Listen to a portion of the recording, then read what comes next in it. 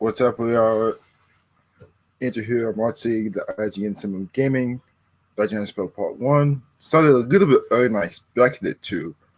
Normally, we rewound the tape, and we will just go to it right now. On your Samsung TV Plus. Last but not least, feel free to leave us a Yappa video comment at IGN.com, and you could wind up on the stream. Guys, IGN Expo Day 1 starts in just a moment.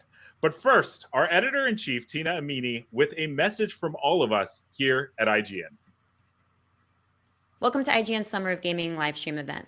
Before we kick things off with the debut of IGN Expo, we wanted to take a moment to acknowledge the unprecedented, difficult times we're facing as a global community right now.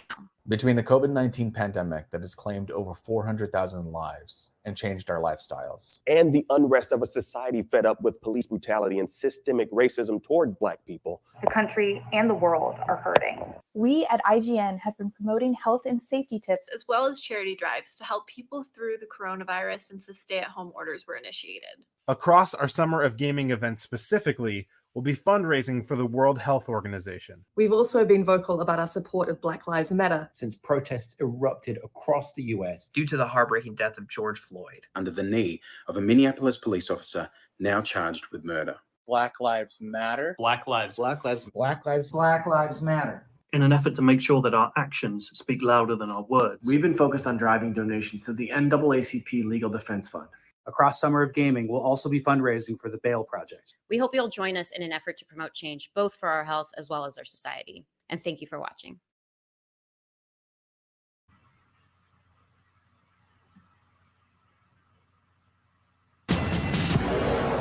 Summer is here. It's the time to get up close with the biggest games headed our way, along with first looks at what next-gen consoles have to offer. And if you want non-stop coverage, IGN is the place to be.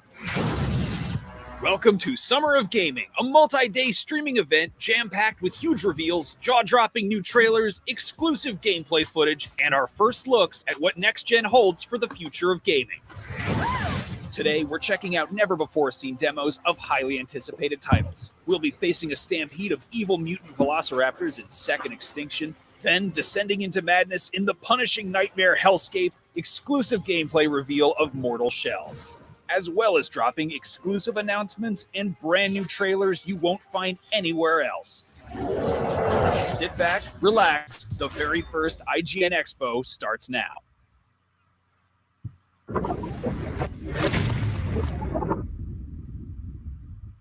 Peggy 18.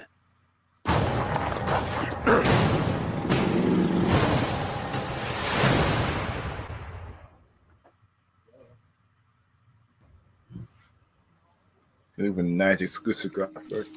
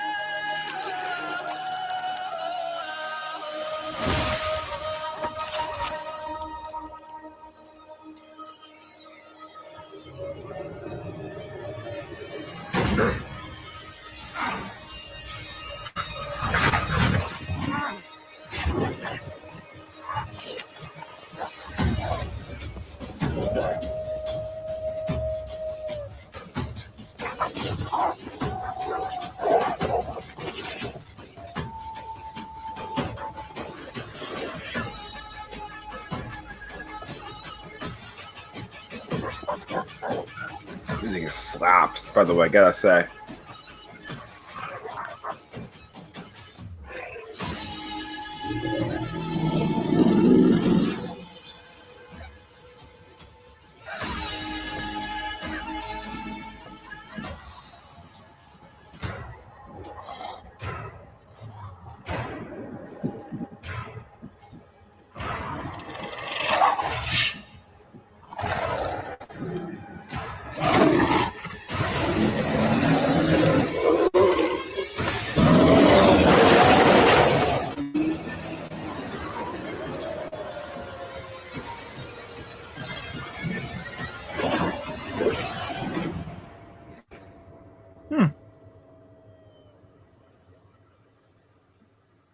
on July 7th. You just watched the trailer for Werewolf the Apocalypse Earthblood, which you can currently wishlist on Epic Games Store. Go check it out and stay tuned into updates by following Werewolf Apocalypse on social media or joining the official Earthblood Discord. Welcome to IGN Expo #1, our own Summer of Gaming showcase packed with exclusive trailers, brand new gameplay, developer interviews, and a whole lot of other buzzwords I think I already said in that sizzle reel at the top. I'm Max Scoville, and I'm here with Sydney Goodman and Brian Altano. And apologies if you don't like our faces, because you are going to be seeing a lot of them, and also we can't do anything about them. But what we can do about those faces, and with those faces, is use them to tell you that this is just the first of 4 epic IGN Expos that we have planned. So make sure to check back for regular updates on the latest in gaming. You can watch us wherever you stream IGN or live on your TVs by tuning in to IGN 1 on your Samsung TV Plus. Additionally, all Summer of Gaming long, IGN is asking you to give to the World Health Organization and the BAIL Project. The COVID-19 Response Fund is dedicated to studying, tracking, and combating the coronavirus pandemic. The BAIL Project is a nonprofit that pays bail for people in need, reuniting families and restoring the perception of innocence. And by donating, you'll have a chance to win codes for games like Resident Evil 3 and swag from companies like Bethesda. Be sure to click the donation links in the description of your video player or go to donate.ign.com for more information on how and where to donate. Keep those donations coming. For even more Summer of Gaming goodness, download the TikTok app, follow IGN, and check out the Summer of Gaming hashtag on Twitter, where you can watch along with live events, submit your own Summer of Gaming moments, reactions, and plays. And now, let's get this thing rolling with what you're all here for, some world premiere video game trailers. Ooh. World premiere. Give us a drop. Yes, you do. Yes, give it us. So new DSRP never hasn't counted yet. What if it ended with a song?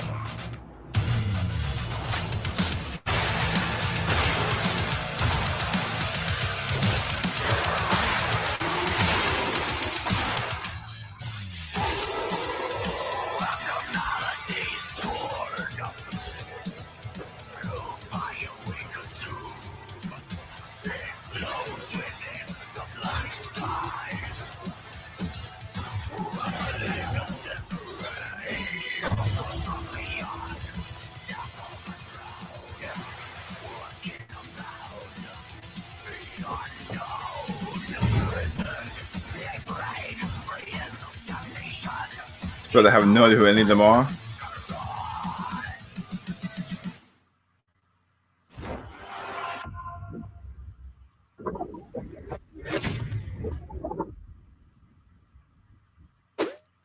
Nah, something completely different. This looks more my speed though.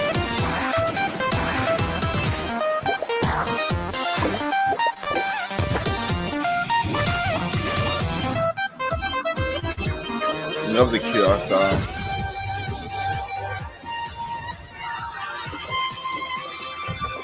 Has switch fitting all over it, to be honest.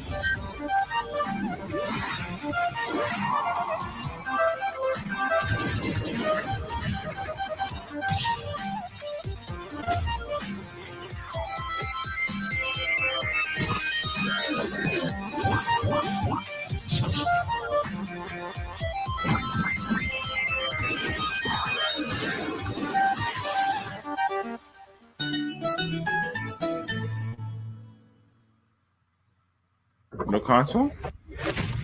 Interesting.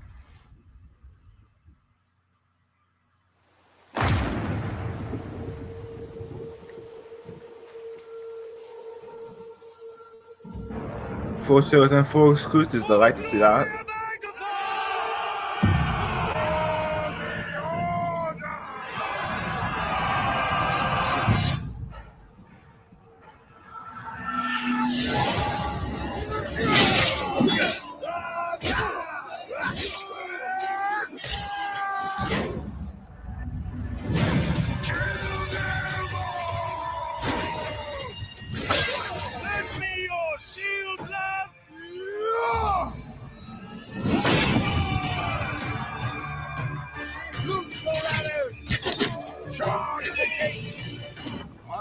Enjoy this. Look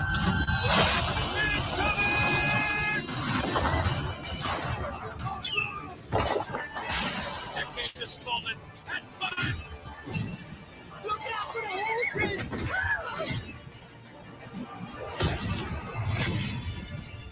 Torch this village!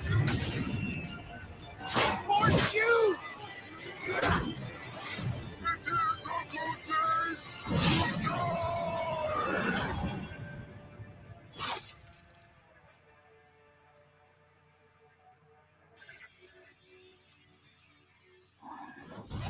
Crossplay, all platforms. Ooh.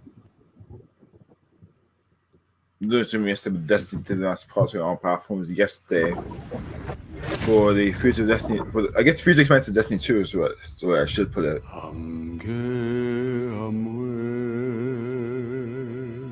It's nice to see more people, more developers supporting that.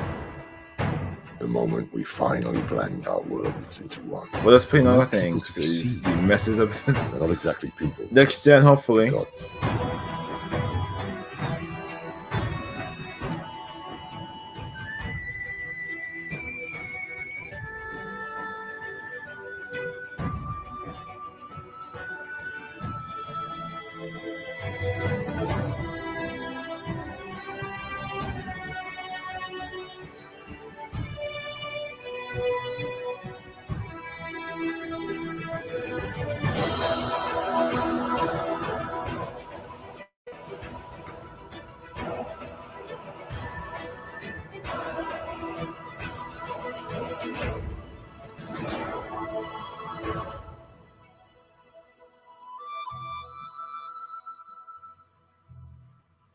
Wow, this is out next week.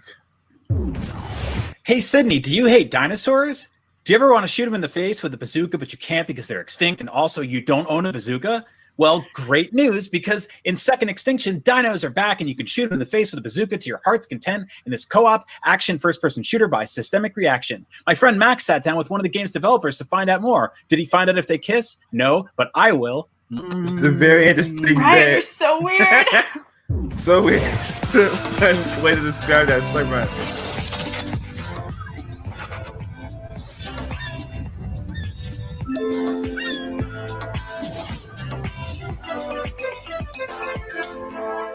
Well, bad news, everybody. Mutant dinosaurs have overtaken the Earth, and it's up to you and two friends to take them on in Second Extinction. Here to tell them about this new game where you shoot a whole lot of dinosaurs is lead producer Brindley Gibson. Brindley, welcome.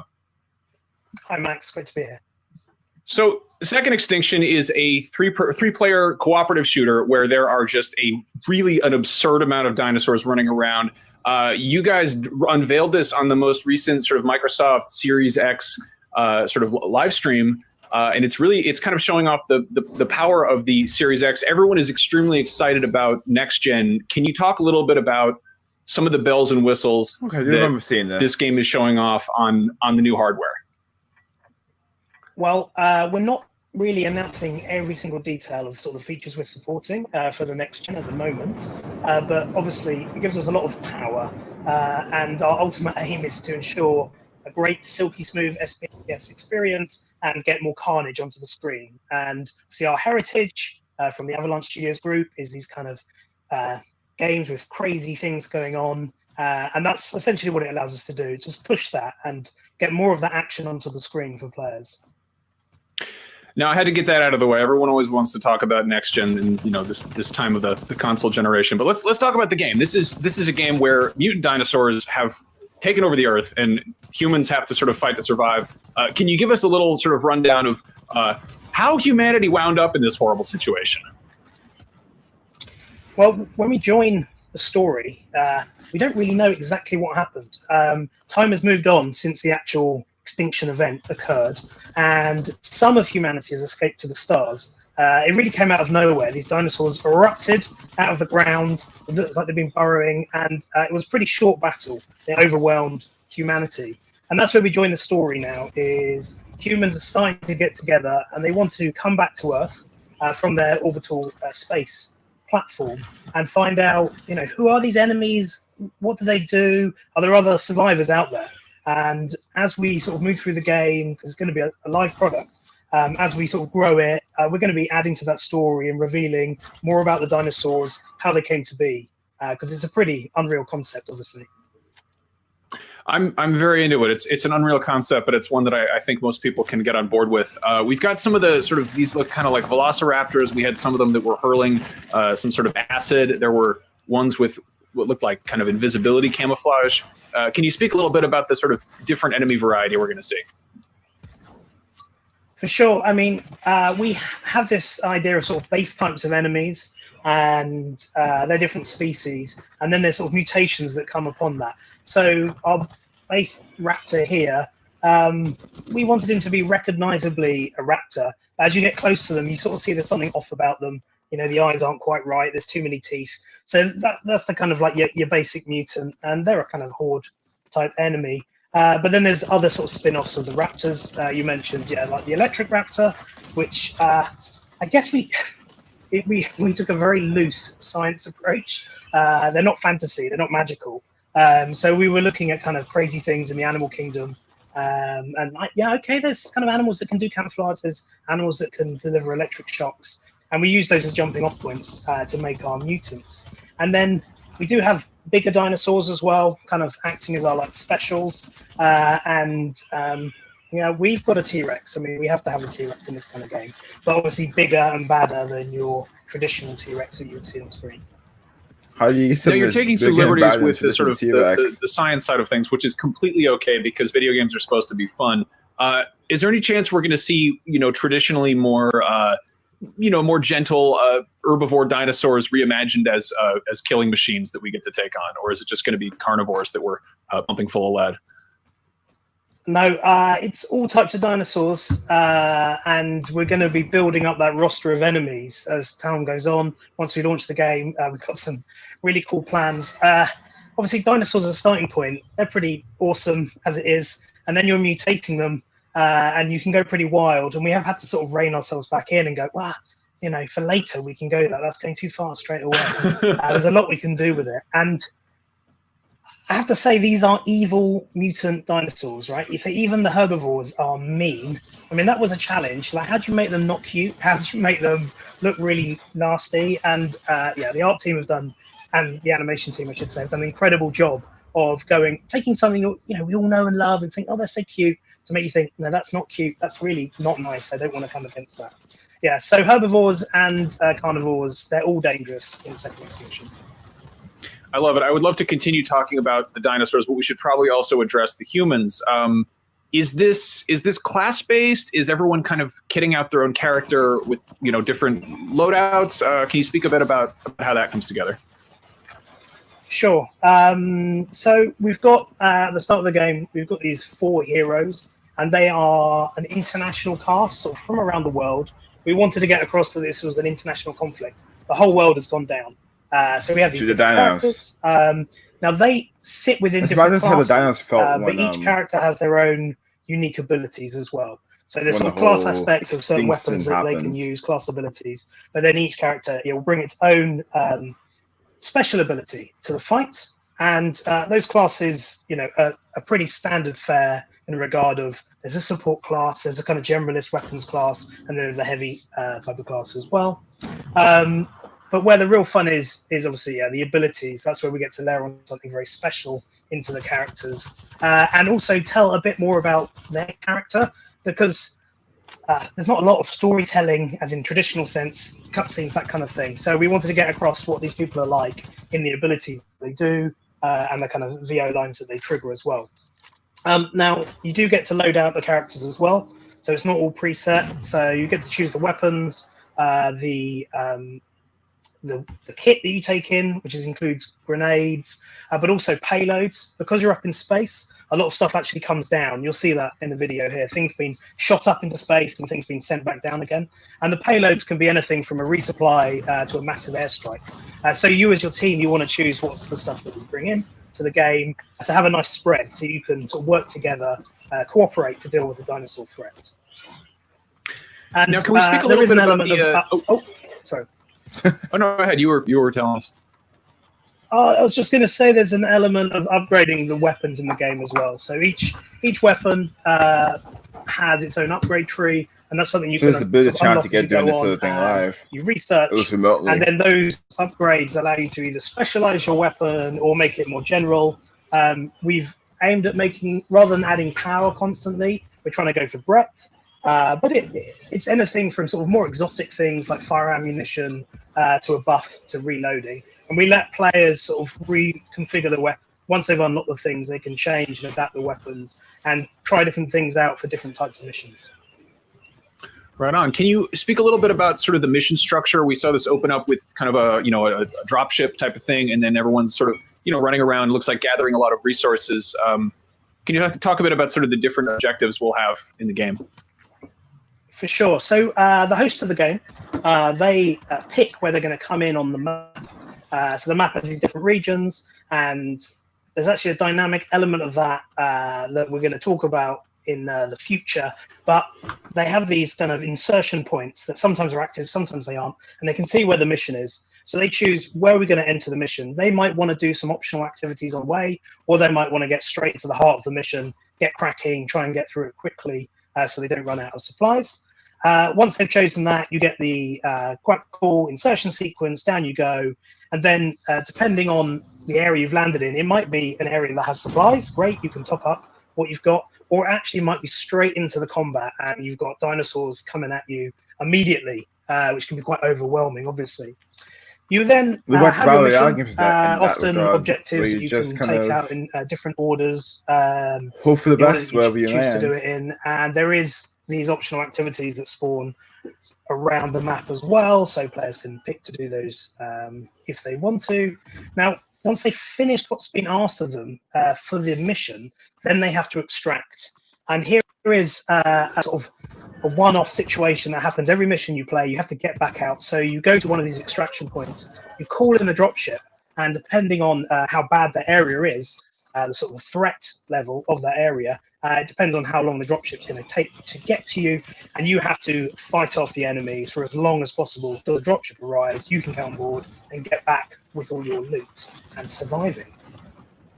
Nice. Can you speak a little bit about the scale of the map? Because this is, I mean, it looks huge. Is it the kind of thing where that mountain over there, we could actually go all the way over there? Yes, so obviously the heritage, Avalon Studios is all about these open world games. And we're not actually talking about this as an open world game. We're talking about this as a big map game because we have units, on their feet, moving around. There's no vehicles in the game apart from the dropship. And we found that actually the best sort of play experience was for a more compressed map. I mean, it's still pretty big, and you can go anywhere you like, as you'd expect from this kind of game. But it's not the enormousness of other open world games out there. So yeah, we like to call it a big map game instead. I like that. That's fair. Can you speak a little bit about when people will get their hands on it? Do you have a release window planned? Any plans for a beta or anything like that? I'll get the big maps. For sure, yeah. Well, we're not announcing the release just yet, but it's going to be announced very soon. There is going to be a beta. You can actually sign up for that now on the website, which is secondextinctiongame.com. And there's a war support /war support. You can go there. And there's a cool little referral scheme. So if you get your friends to sign up, you can get some exclusive kits for your characters, exclusive skins, that kind of thing. And yeah, we really want to start engaging with the community now, get a lot of people into the beta, get their feedback, and sort of grow it together with them as time goes on. Nice. Well, shooting mutant dinosaurs in the face is fun, but it's even more fun with friends. Thank you for talking to me about the dinosaurs. I'm looking forward to hearing more about Second Extinction later this year.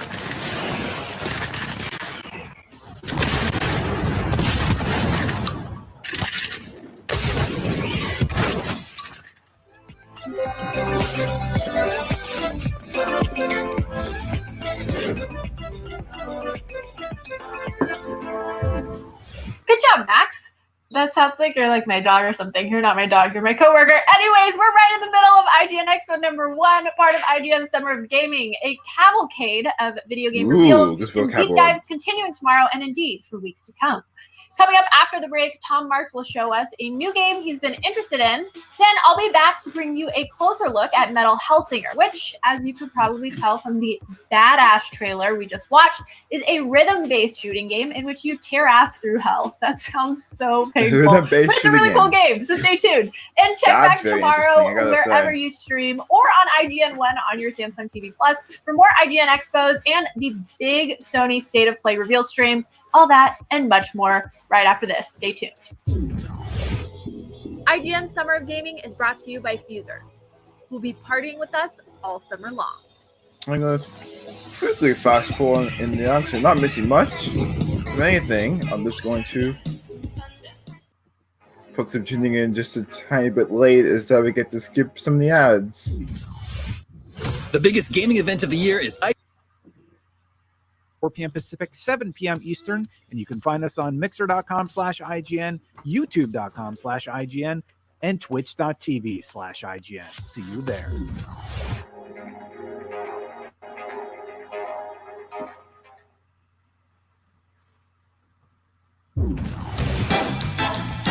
John quickly mentioned as Sydney did IGN Expo continues tomorrow, 2:30 Eastern. Check out this game on IGN Summer of Gaming, where we highlight exciting under-the-radar games worth your attention.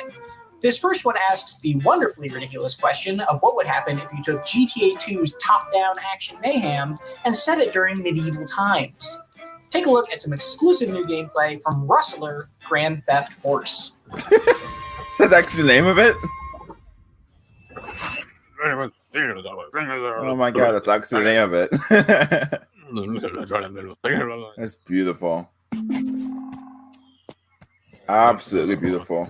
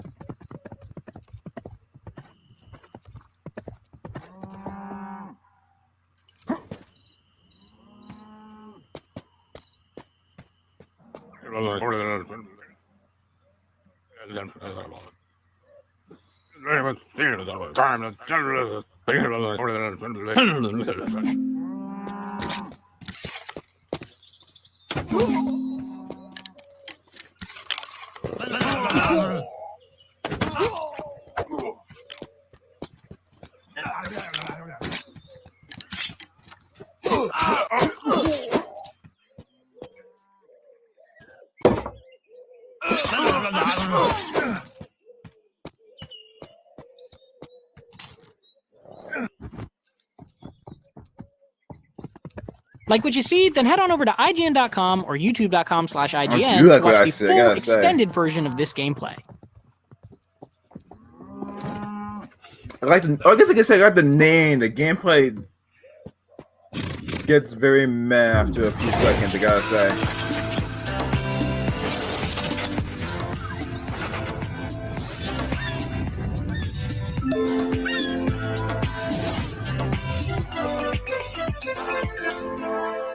I'm Sydney Goodman, and I'm so excited for you to be joining us. A little while ago, we premiered the trailer for Metal Hellsinger, and oh my gosh, was it amazing. And here to talk more about this exclusive reveal is none other than David Goldfarb. So, David, let's dive in. I'm so excited. Thank you so much for being here with us, all the way from Sweden. So, we just saw your trailer. We just saw your trailer for the very first time. Let's just dive in because that looks like something I have never seen before. So it is a rhythm shooter. Can you tell us about that? Should I tell you about the origin of it, or should I tell you about the? I mean, like the idea is that I think when I was thinking about it originally, it was something. There's sort of this Zen state that you get into when you're playing rhythm games, and you get into them also with first-person shooters. And then at some point, I was thinking it would be cool if I could First-person have a Zen state. I would love to see that Zen state. If it had music that I loved involved, I felt like those three things would work, and therefore we wound up improbably making this crazy thing. Yeah. So that's.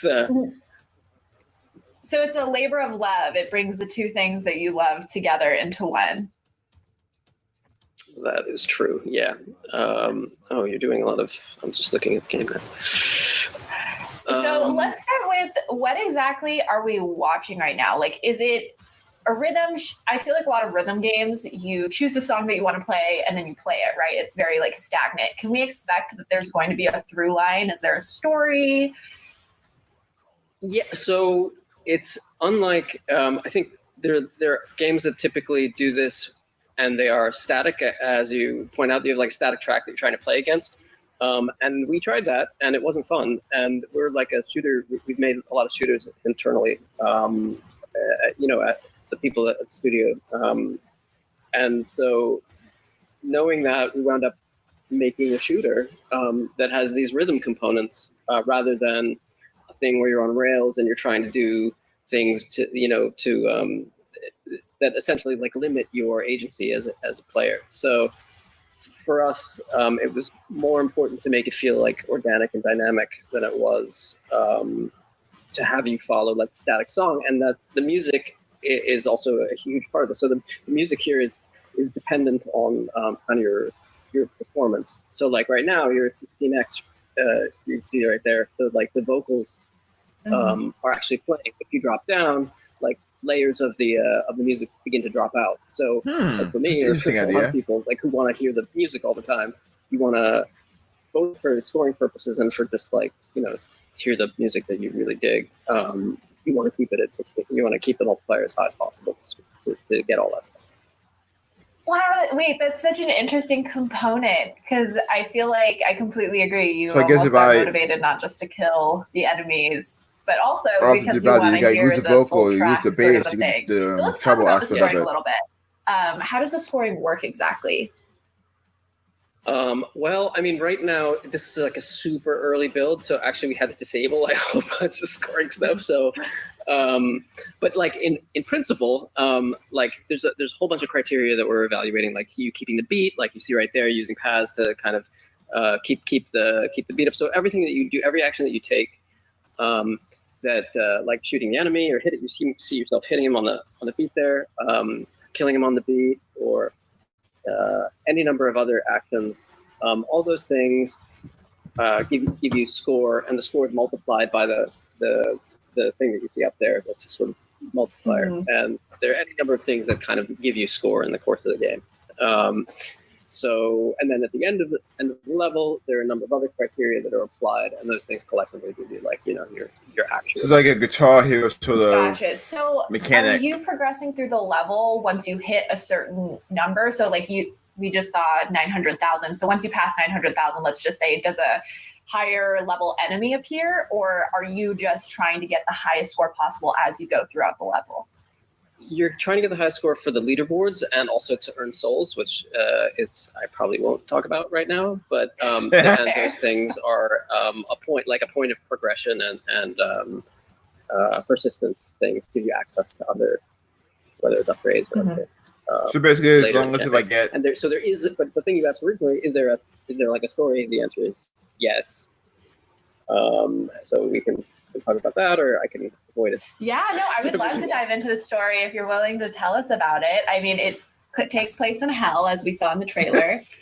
That's I can talk a little about it because I think the marketing will kill me if I reveal too much. But what I can say is that you're playing this character, the unknown, and she is the sort of or she's the one who is there to, in theory, overturn the order of the hells and replace order with chaos. At least that's the sort of broad setup. And there's this ruler that's sort of the Red Judge, who's I don't know if we've seen them, maybe we will later. And they're the antagonist. They're the immovable object to your irresistible force. And so that's kind of like the two of you are sort of opposed to one another and are eventually going to come into mortal conflict. And so so that's the setup. and you travel through all these different hills, and things will happen, and there is hopefully something like a story that's super metal that people will enjoy along the way. Okay, so we're like slowly running out of time, and I feel like I have so many questions because this game is so intriguing to me. So let me start with, you stopped yourself from saying antagonist, and I know that a lot of your games in the past or in a lot of interviews, you've talked about kind of this idea of perspective and offering a player the perspective of what might traditionally be the bad guy. Does this game kind of explore that philosophy? Yep. I mean, in as much as it can in this context, I think none of the things that I like, I think, it's definitely an interesting model to go off of. Just in the way that you're playing this character who looks a certain way and seems to be doing a certain thing, and the enemy that you're fighting looks a certain way and seems to be doing a certain thing. And the Paz the Skull, same thing. All those things, I think, I would hope that my particular things that I care about are also present there. So yeah. Yeah, that's awesome. Most evasive answer. Most evasive answer I can possibly give. So this question is solely for me, but we have to end the interview really quickly, so I'm going to ask it super fast. But is the person that we're watching in that in the footage that we just watched, are they just really good at the game, or does the music tailor to your shooting abilities so that you're on beat? They are really good. Got it. They are exceptionally good. That's definitely vibing. Yeah, they picked the best player at the game. They made the game, obviously. Probably not going to be that good, and not at the start. In fact, I remember I told the person who was doing it, like, Jesus, all right, well, you're really good. So yeah, calm down. There's definitely, yeah, it's cool though.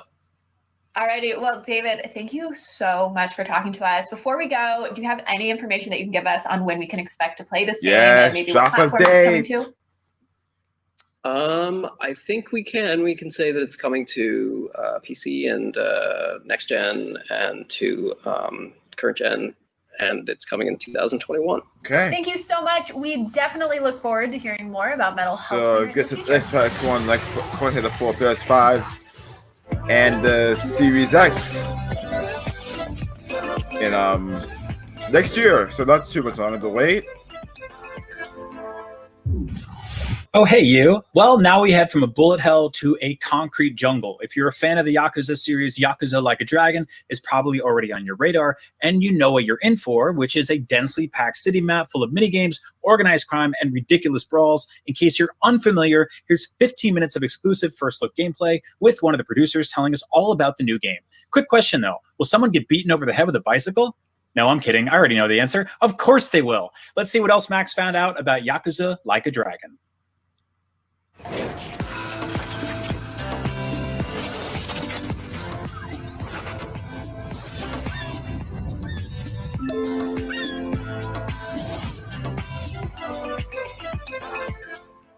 As the 8th entry in the Yakuza series, Yakuza Like a Dragon might seem a bit intimidating, but launching on a whole bunch of different platforms and with a new protagonist and a brand new setting, it's as good a jumping on point as any. Joining me to talk about this brand new game is Scott Strickart, the senior localization producer from Sega on this wonderful series. Scott, thank you for joining us. Always good to hang out with you, Max. So I have been somewhat on media blackout with Like a Dragon. This is obviously a huge, big new installment that is doing a lot of new stuff with the series. It's already been out in Japan for a little while, but you guys always go a really long way with how you approach localization. For people who haven't been paying close attention, can you give us a little bit of a rundown of what the setting is, who the main character is, and what we can expect to see? Right. So our previous protagonist, Kazuma Kiryu, his story arc ended in Yakuza 6, and we are picking up the new character, Ichiban Kasuga here, the brand new storyline, all featuring him. He's our new protagonist, and he's very much a different guy than Kiryu ever was. There's a lot of different things about him that are where Kiryu is, we all kind of know him. Ichiban's going to hopefully steal everyone's hearts as we get into his story. So his primary story takes place in Yokohama, which is a city kind of adjacent to well, it's in Tokyo, but it's a different suburb. So it's a completely new city for us. It's like 3 times the size of Kamurocho, and it's going to be pretty cool. Now, one of the big, huge changes that's happening this time around is that Yakuza, which is historically kind of an action beat 'em up, is now a party-based, turn-based RPG. Can you talk a little bit about that and how you're maintaining the same level of expectation for totally over-the-top action in a more of an RPG setting? Absolutely. So Ichiban is his story is heavily dependent on his friendships that he makes with these other characters. They're all kind of coming from the same kind of climbing out from rock bottom kind of situations. It's a lot of people kind of from the edges of society coming together, and the dev team really felt like the best way to portray that was to allow the player to play as more than just Ichiban, to really kind of hang their hat on that like friendship thing that's kind of happening with Ichiban. So he's a very charismatic dude, and he attracts people to his kind of demeanor. But at the same time, he's a retro gamer. So these kind of RPG battles that are happening are very much kind of his mindset kind of happening in that you're looking at whenever the battles kind of transition. You probably saw that when the battle transitions, the enemies that are he's fighting literally become like this almost kind of like monsters, and that's all kind of happening in his head, being portrayed kind of in the game. But we absolutely haven't forgotten our roots as an action game, and there's all kinds of ways that we're playing heavily to the audience who expects kind of more quick snappy kind of action. So that's all kind of incorporated into this RPG turn-based system that kind of under the hood will allow you to still kind of perform the action that you will love and know from the Yakuza series. I dig that. So your party and your friends that you're making, can you talk a bit about how much variety you're going to have in terms of party members and characters you're going to be meeting along the way?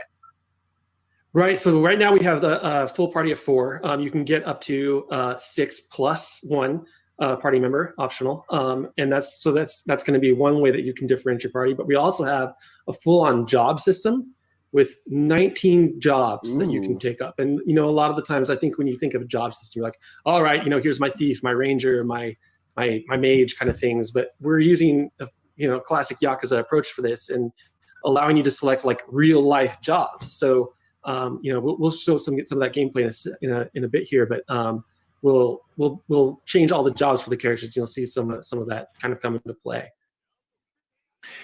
Now, in the previous Yakuza games, you occasionally get different outfits, but they're usually not something you can unlock until later in the game. Are we going to see? I don't know if armor is the right word, but sort of different wardrobe for Ichiban and your party members? Yes. So each job has its own custom outfit, and then in addition to its own custom outfit, has a couple different variations on it. So not only that, there's going to be all kinds of unlockable kind of costumes that, like we always do, that we throw those into the free add-on stuff that like Yakuza does. We're one of the only people who continues to just throw free content post-launch, and those all will have costumes in it. Now, the setting, I want to talk about this. How would you say it compares, other than just in terms of scale, to some of the previous settings like Sotenbori or Kamurocho? So Yokohama is a massive port city, and it's got like 9 different districts. So you've got the uptown, you've got lowtown, you've got downtown, you've got the commercial district, you've got industrial district, you've got Koreatown and Chinatown, and all these different like areas kind of have their own vibe and their own feel to them. And what's neat about it is that you may have noticed as he was playing some of the gameplay that like there's a different threat level to each of those. So like wandering too far and outside of your level is definitely going to be more of a challenge for you, and you're going to have to really kind of pick your strategy better when you're roaming through more dangerous areas. In terms of enemy variety, we've seen like the wonderful, there's the threatening men, and there's delinquents, and there's various grades of street thugs. How do you maintain that same level, sort of within the pageantry of an RPG? Are there going to be? Are we going to get fantastical here? Is it going to get really like over the top?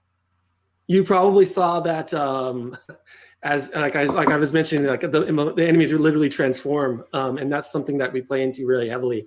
There's all kinds of different types of monsters. You add them very early on in the story. You gain what's called a Suji Dex in your as an app on your phone, and if that sounds familiar, there's a reason it does.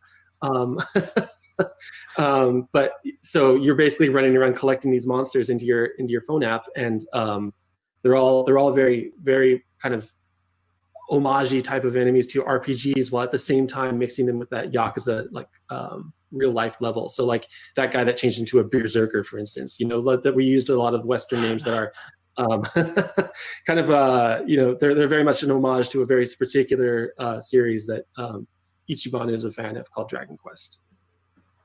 I love that. So this feels like a Yakuza game where you're playing as a JRPG nerd within the game. Like there's that level of like, it seems very meta.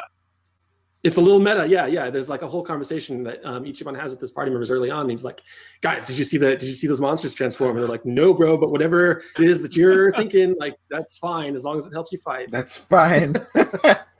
I guess we've seen. I think I caught a glimpse of Kiryu showing up in one of the trailers or some gameplay. Can you talk about sort of how this is going to intersect with the existing Yakuza Judgment universe? So it is definitely set in the same universe. When Ichiban gets out of Ichiban takes the fall for a crime that he didn't commit, very similar to our previous protagonist. But when he gets out in the year 2019, it's a brand new world for him, in which the Omi Alliance has essentially taken over Kamurocho. And if you're familiar with the kind of rivalry that the Omi and the Tojo clan have had for the last 6+ games, that's a huge deal, right? Like it's massive. And so all of that is kind of unfolding in the background as Ichiban is continually like kicked lower and lower. And like you mentioned, Kiryu and some of our previous pro tags even are kind of in the background, and you'll definitely intersect with them kind of later in the game in a way that is epic, but I don't want to spoil too much. Now, I think my favorite part of the Yakuza series, obviously the super heavy duty, dramatic, operatic crime stuff is cool, but I love all of the weird sub stories and just, side characters run into along the way. And you and the localization team always seem to have a really good time bringing that stuff to. Ooh. Beginning of this footage, who it seemed like you could talk to. Can you talk about some of just the silly stuff that we're going to be doing in this game, in addition to the heavy duty crime drama? So yeah, you saw that the crawfish over there. Her name's Nancy. I don't want to talk. Her name is absolutely Nancy. Be showing more of Nancy later. But yes, that involves basically making friends with the crawfish, and it's just as bonkers as you might expect Yakuza to be. There's still heartwarming sub stories. There's still very dramatic sub stories, but for the most part, the sub stories lean pretty hard into the nonsense side of things. Not to mention all the jobs and special attacks that we're now kind of seeing that the musician, for instance, having a move called album drop, where he literally drops an album on a guy. So genius. That is genius. Now, the other thing that is huge in Yakuza games is all the different sort of mini games and activities. We've seen some of these teased. This has kart racing. Is that right? Dragon Kart is a full-on like a Tokyo. It's very popular in Japan, where you get in those little go-karts and run around the town. But of course, we had to bring our Yakuza twist to that with rocket launchers and satellites and all that kind of nonsense and machine guns. So that's very much a minigame you can play. I think later in this footage, we're going to show a little bit of can quest. You can hop on like a rickshaw and start collecting cans, but for a little bit of side income, and that's hilarious. And here we are. Your goal here in this mini game is to collect these cans. And that's fantastic. Without getting kind of taken out by your competition who's out there also collecting cans. You have to ram them, and you have to avoid the garbage truck and the thieves, and get back to the goal in time before running out of time to collect your cans. Are we going to see any of the sort of the business management type of games we've gotten used to? I mean, we've run hostess clubs, we've done real estate and construction companies. There is a full-on business management mode sub-story happening, and it's just as intricate as Real Estate Royale was, where Ichiban will be tasked with taking over a failing confectionery company. It's hilarious. And amazing. From a literally failing company to a great holdings company, where you'll have to recruit managers, assign them to properties, and to go into these really epic shareholder battles, where the shareholders are laying out their grievances, and you have to fight them and apologize to them with naturally over the top level of Yakuza nonsense. Wow. That's exactly what I wanted to hear. I mean, the thing about this series that I love is that you wind up latching on to the thing that was you least expected. There'll be some little mini game that you're like, that sounds weird. Who would be into that? And then, you find yourself sinking 11 hours into it, and you're like, oops. Yeah. Can you? Oops is Is there right. going to be any dating? We've seen that kind of got dabbled in Judgment. Yeah, if you're familiar with the, I guess the Persona series, where you can level your kind of personality up a bit. If you raise certain levels of your personality enough, you might be able to approach some of the ladies you've met throughout the storylines and all that kind of stuff. So it's definitely there. You just have to earn it. Now, you mentioned Persona. That's another Sega property. Obviously, that's kind of the when people think like the turn-based JRPG that Sega makes, that's the big one. And now Yakuza is kind of dipping their toe into that. Have the teams like interacted at all, given each other notes on that kind of thing, or? That's a great question. They're in the same building. I couldn't tell you, but I think there's definitely some learnings happening, and I think it's just a cool kind of marriage of ideas that's certainly you're seeing with not only Persona but also Like a Dragon.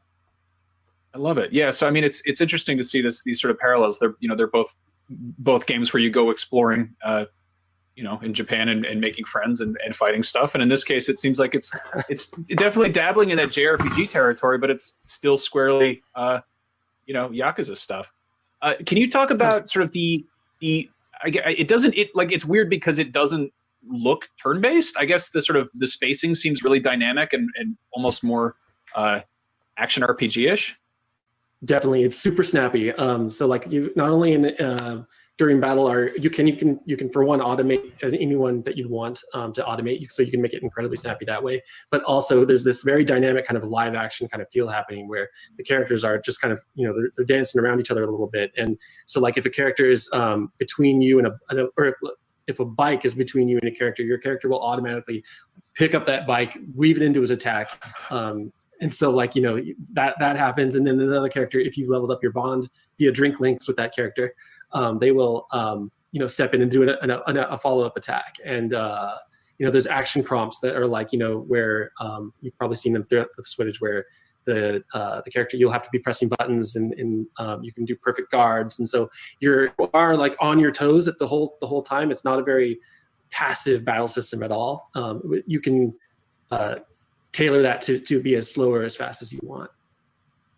Well, that is awesome. This was, of course, got a big, huge announcement reveal thing there was the Xbox Series X presentation, direct state of Xbox, whatever the hell we're calling it. There's too many of these things.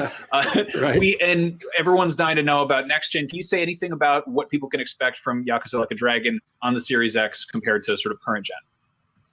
We're definitely supporting the smart delivery feature. And outside of that, there's we're still figuring that out a little bit, but for the most part, we're ready to support next gen on this, which is going to be pretty cool. Okay, so when can people expect to get their hands on Yakuza Like a Dragon, Scott? We'll be there day one on Xbox Series X, Xbox One, PlayStation 4, Windows 10, and Steam. All right. Wonderful. Well, thank you so Nice much for little coming by lineup and there. chatting. I'm a big fan of All Yakuza, big as you might have consoles. That's guessed, for by my suit. console. I get married in the suit, and I do my Yakuza E3 interviews in this suit.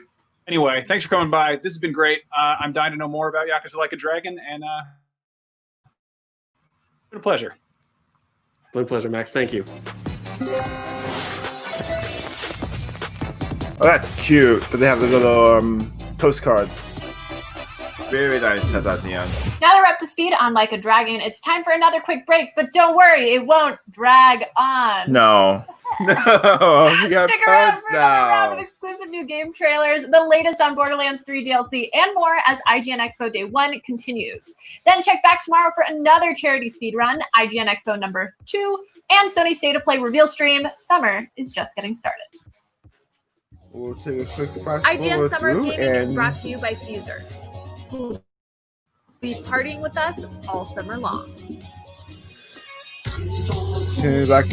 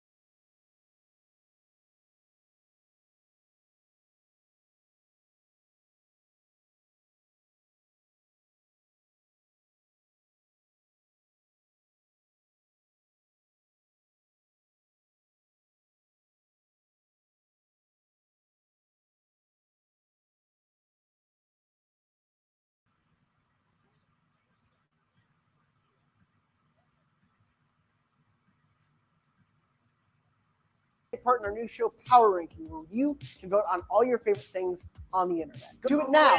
Do it. Just go. Vote. Go vote. Sorry about that technical issue. We are back now. For even more Summer of Gaming goodness, download the TikTok app, follow IGN, and check out the Summer of Gaming hashtag, where you can watch along with live events from Summer of Gaming, submit your own Summer of Gaming moments, Summer of Gaming reactions, and Summer of Gaming plays. I just said Summer of Gaming so many times. Summer of Gaming. But we're only just now getting started, and we've got a lot to cover. So let's check out some more new trailers for incredible upcoming games. Rapid fire style. Judges, show me the trailers. I have no idea what that's from. If you know, let us know in the chat.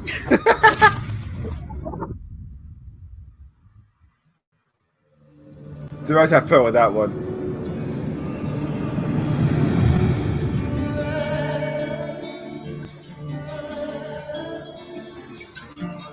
Ooh, Deep Planet. Website Blue Planet. Wow. Welcome to the Western Pacific. I'm Dr. Mariah Soto, and I'll be your eyes and ears on this expedition. I'm joined today by two colleagues. Hello, I'm Andre. And I'm Irina. Hi, First time on a Andre. live stream. Be gentle with her.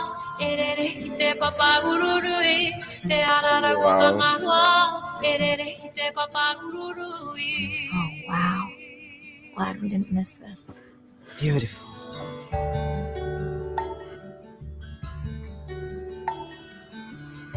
Why are you so focused on this pod and the baby? I'm hoping to follow the baby for years, to learn from her as she learns from her family. Hello, Mariah. Thanks for checking in. Feeling settled in the sun. Is everything tested out? Fabulous. This is the type of game Speakers sound great. very Glad I brought my relaxing tunes. title that I think will be Science very is not educational for magic. some It takes patience. people interested in the whole oceanography field. Irina, did you expect volcanic activity here?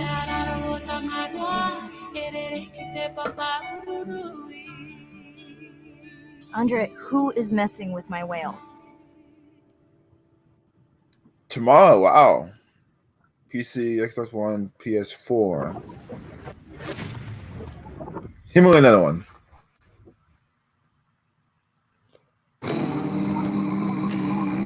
Colorado ain't easy. I've got one foot in the grave. Out here, every decision is life or death. Jesus, lay your forgiving hands on me. And sometimes the people with the biggest smiles have the coldest hearts. I've got one foot. The marshals are sworn to uphold order in Colorado Springs, but they're more like the patriarch's private army. The only orders they uphold are his. Got two hands. The Gippers claim their God president will make America the shining city on the hill it once was. Very topical. Reserve for our children this, the last best hope of man on earth, or we'll sentence them to. But they Okay, kill then. anyone they think is a communist. And they think everyone is a communist.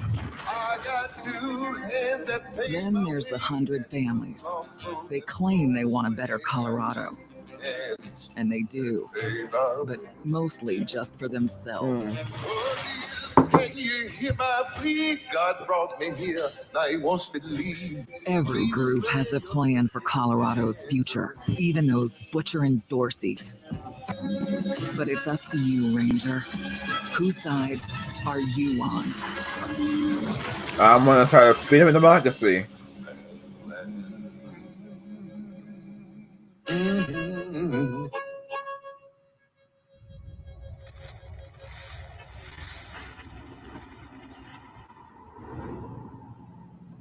Okay.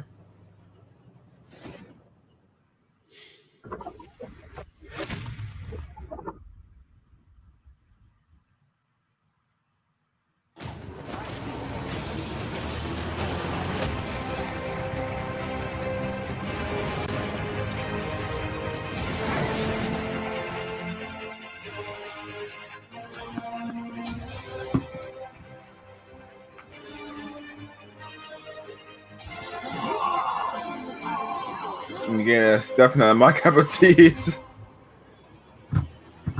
I'll just nod through this one.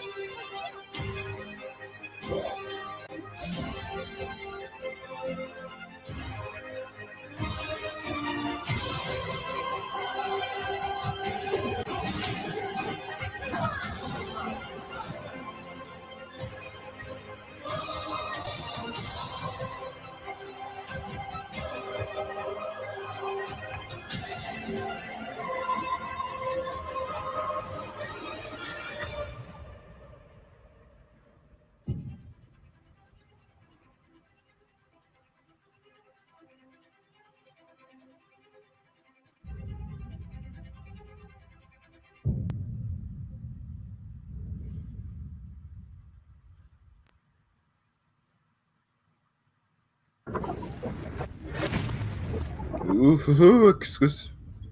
Review now. Yo. So, the demon world separated into turfs. This is how the opportunity I'm already in. I am sold. They're filled with all kinds of nasties, alright. Each gang's got their big, scary leader, too. Wanna tussle? Oh god! You dare! Initiate Jones move. But none stand a chance to the Demon King himself. I say it's time to kick his sorry butt out of here. I am in. Yes.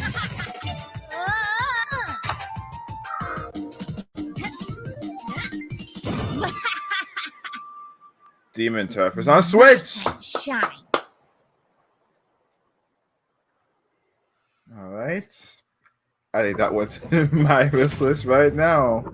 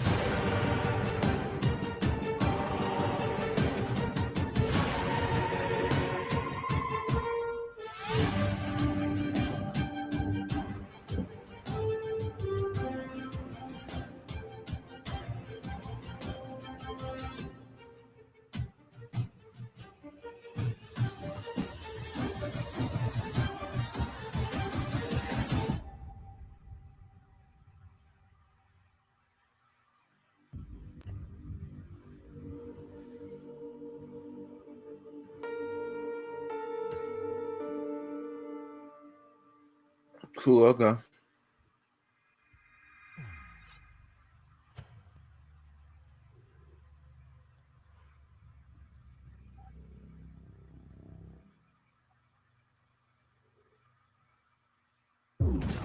If you liked those dual universe spaceships, you can actually download a file to 3D print one by visiting the Dual Universe site at dualthegame.com. And right now you can get a discount by using the promo code IGN20. In other news, with AAA games like Mario Odyssey, Battle for Bikini Bottom Rehydrated, and Psychonauts 2 leading the charge, the 3D platforming renaissance seems to be upon us. And it doesn't look like it's stopping anytime soon. Brian got to chat with one of the designers of a game that could prove to be the next big indie platformer, Demon Turf. Let's check it out. Oh, yes. Just relax for.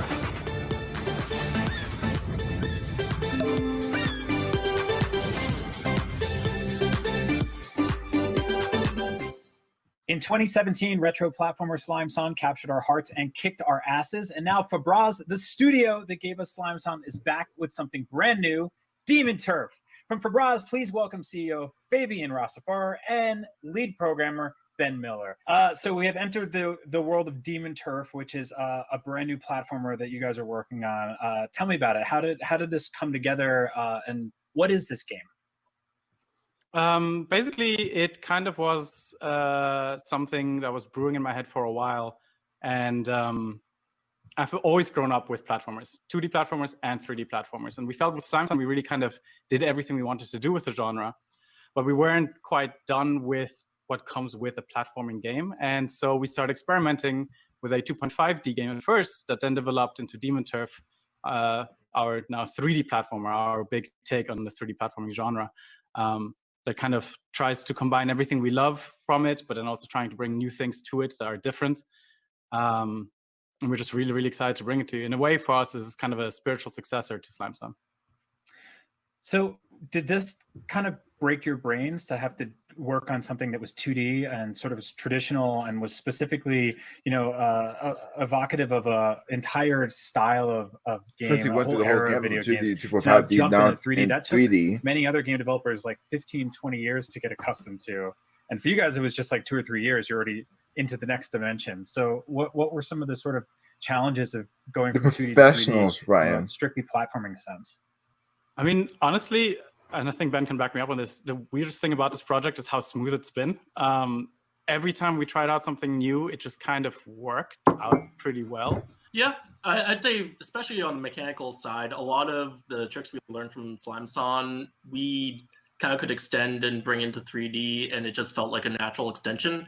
Where actually was where we did like find challenges was more on the art style side of like, there's actually a lot of things that 3D makes a lot simpler that then combining 2D and 3D like this actually brings in whole new challenges of like spacing and trying to get, a tab on how enemies are facing and that kind of thing that then we basically had to come up with new solutions for that work for both these kind of approaches. And this is because we are combining 2D art with 3D environments. I think that's kind of the thing that is very different about it and came with complications, but I think works out really well for just how cool it looks, I think.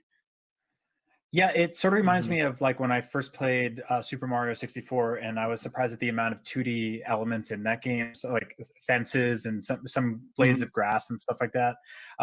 It's almost sort of like this kind of Paper Mario-ish aesthetic, where you have this 2D character that's kind of flipping on different planes, or like going through sort of simplistic animation, but is still very animated. And so tell me about traversal in this game, because this character is doing a kind of incredible sort of array of different moves here, more so than I would say, there's been a sort of a renaissance of kind of N64 inspired 3D platformers in the last few years. This character seems to have like a pretty insane moveset. I saw like a hook shot and then transforming into a bat.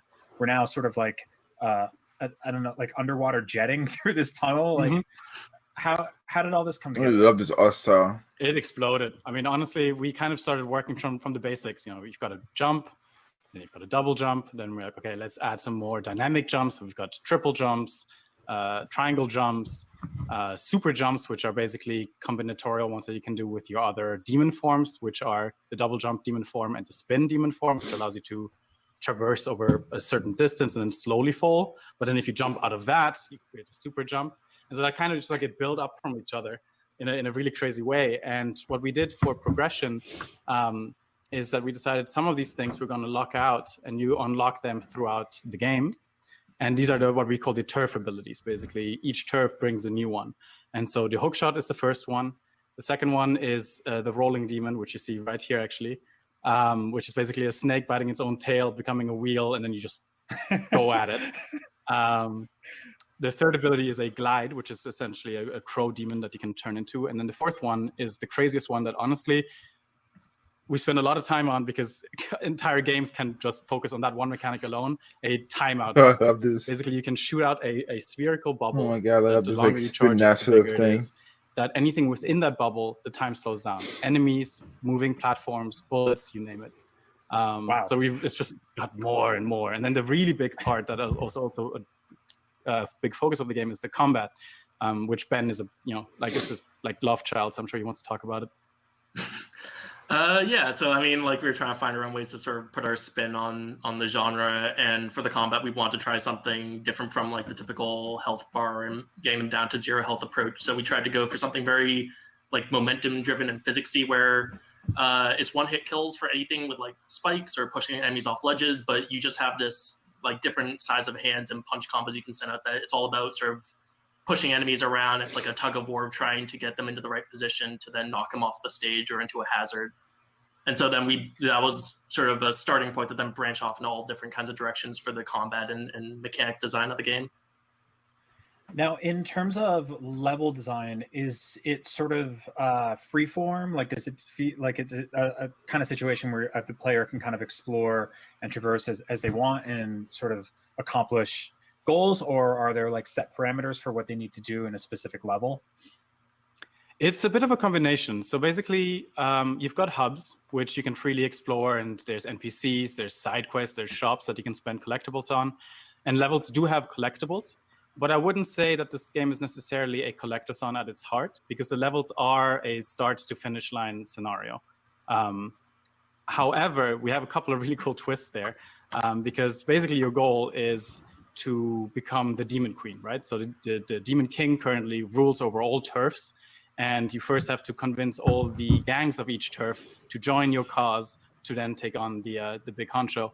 And that means that when you go through a turf, which is basically a game world, and you go through all the levels, that's your first visit. But then once you've done them all and you've beaten the turf leader, you can revisit these levels, and they're completely remixed at that point. We call it the return state. And basically at that point, the time of day might have changed, the weather has changed, the layout has changed, there's new challenges. And that's kind of like our big twist that we throw in there, where essentially it's like New Game Plus, but you unlock it already right at the beginning, and it's far more than just a regular remix, but it's essentially a new level. Mm-hmm. And on top of that, then also on top of that, there's also, that's when we introduce the turf abilities, so that you start re-exploring these levels with this new mechanic that lets you engage with sort of new parts you wouldn't have dealt with previously. And also it's kind of freeform, so that you have levels, but also you can do them whatever or you want, so that you have to get to a set number to fight the boss, but then also you can do whichever order and sequence you want to. Mm-hmm. Now, 3D platformers and 2D platformers in general have a sort of like long history of mostly kind of like happy, optimistic protagonists. You know, like they're always like a big, like even like literally Mario is just constantly cheering and saying Yahoo, Wahoo and stuff like that. Your character looks like she doesn't really want to be hanging out with anybody. She's pretty much like, she looks like me when I went on vacation with my family in high school, where I was like, I don't want to be here. Tell me about the protagonist. Yeah, so her name's Beebs, and she's a very young demon. She's 1,000 years old, which is basically nothing in the demon 1,000 years old, very, very young. Not even reached her teens with that. Yeah. And she has a ton of attitude, and you definitely picked up on that. I love her spunk. The thing is about her, though, that she's kind of, rough shell, but soft inside. She's kind of a softie, because she does all of this. Her entire goal, basically, is to just finally have people take her a little more serious. Because whenever she says that she wants to do something, they're like, oh yeah, sure you will when you grow up. But she wants to prove that, hey, if I say I can take over these gangs, believe me, and like, please don't let me be alone all the time, because she's actually essentially an orphan. She has no parents of any kind. And so that's kind of the narrative that drives her. But on the exterior, without a doubt, she's all about, attitude. I like that, because it's not just, about that sass. Like, dude, it's like specifically like it's definitely, yeah, that's exactly it. That's exactly it. Now, in terms of progression, you talked about getting more power-ups and stuff like that. We haven't really seen much in the way of boss fights so far, but is that something that you guys are working on? Yeah, so because the big narrative focus is that you have these turfs with their gangs and their turf leader, the leaders are the big bosses. And what I really like is that unlike a lot of other games where, you don't see the boss until you actually face them, and then you just deal with them and you never see them again. These are real entities. These are characters that stick around. So they hang around in their hub, and you talk to them and they're like, yeah, you can't fight me until you convince my gang that it's even worth it. And then you fight them, and afterward they actually address you as the boss, begrudgingly, of course. So it's kind of like a big part of dynamic. Also the feel of the world. No, I love it. Now you listed some platforms at the end there. And any idea like around like sort of a release date or anything when we can play it? I want to play it. That's basically what I'm asking you. I just want to play this game immediately. Well, so we were still working on it. So that footage is still technically alpha footage. We don't have a solid release date yet. I can give you end of this year, beginning of next year. Sweet. Platforms, we definitely can confirm PC, so Steam and Epic Game Store. We can confirm Nintendo Switch. Yes. And we will most likely release on an Xbox platform. All right. That's awesome. Thanks, guys. We look forward to hearing more about Demon Turf in the future. That's fantastic. Cannot wait to see it more. Demon Turf always sounds like this for the hours they were presenting it. Well, Brian got to show off Demon Turf, but I have a commercial break because sometimes work assignments aren't fair, but we do need to pay the bills for a minute. But stick around for the scoop on a bunch more new games afterwards, plus tomorrow's Expo number 2 and Sony's much-anticipated State of Play, all about the PlayStation 5. So check back in wherever you stream or on IGN 1 on your Samsung TV Plus. We'll be right back. IGN Summer of Gaming is brought to you by... I will fast forward again. We'll try to catch back up.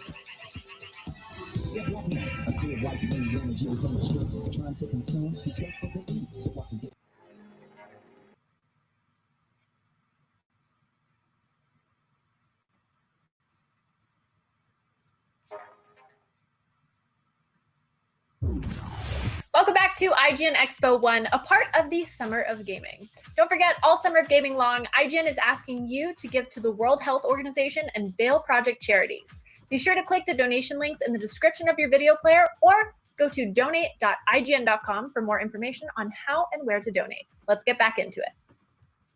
Observer is a cyberpunk horror game that was first released back in 2017, and now it's getting augmented, upgraded, and enhanced with a new coat of paint thanks to a next-gen release. The fine folks over at Bloober Team are about to give us a sneak peek at Observer System Redux, and you know what? I'm going to be nice and let you look at it too. Take a look. Go ahead. You can do it. Thanks, Ryan. We shall take a look indeed.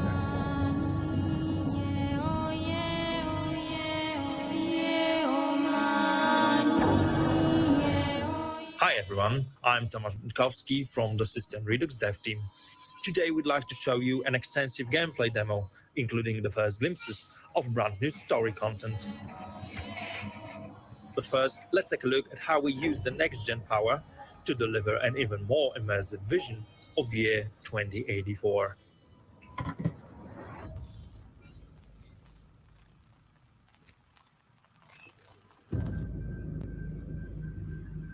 For Observer System Redux, we've rebuilt and upgraded the visuals in practically every aspect. The game uses now improved assets, including 4K textures, new high-quality animations and models, as well as upgraded particle effects and simulations.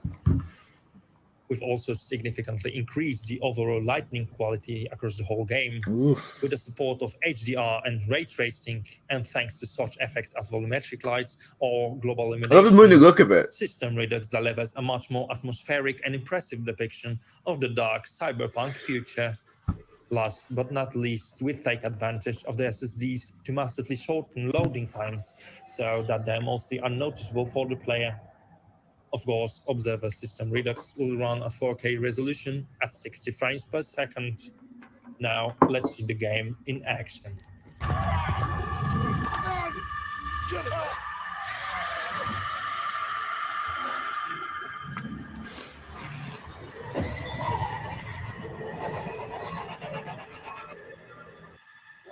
Administer medication. You play as Dan, a detective of the future able to hack into the minds of others in search for clues and Subject evidence. expired during questioning. Emergency extraction procedure successful.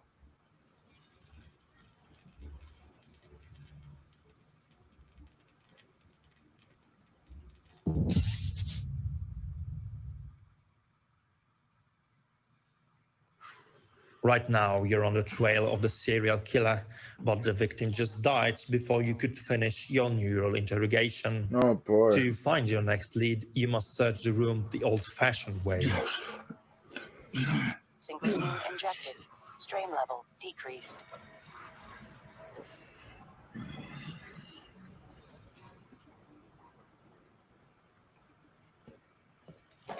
Well, well. You must be Helen. What else are we hiding in here? Jesus.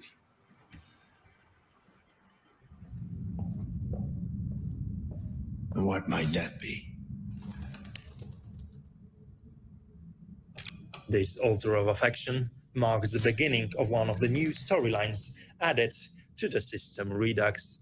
Her fearful symmetry, as this side case is called, tells a psychotic love story explored through the lens of the game's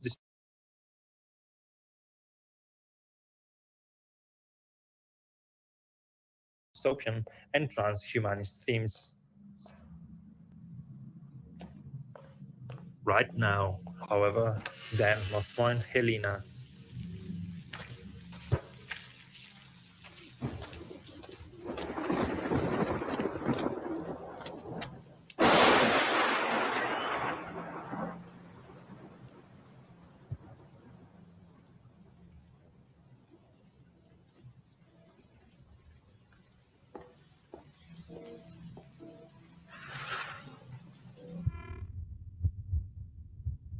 My timing is really off today. Poor Helen. Lazarski, 656210. We have a third victim. Time of death, about an hour ago. Starting forensic analysis. Multiple puncture wounds, a few inches deep. I think it's Cyberpunk Your detective like so work like is home enhanced to the with vibe these here. scanners. Helena Novak, wife of the previous victim, Amia Novak. EM Visions lets you analyze electronic devices, while BioVision helps you pick up any organic traces and clues. The neural implants untouched. Warning. Attempting a necroneural connection is in direct violation of the Postmortem Observation Act of 2061. Authorization denied. Emergency override. Open maintenance vent.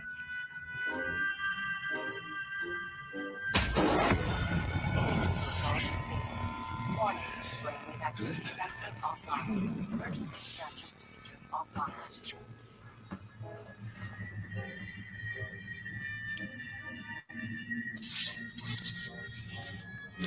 This better be worth it.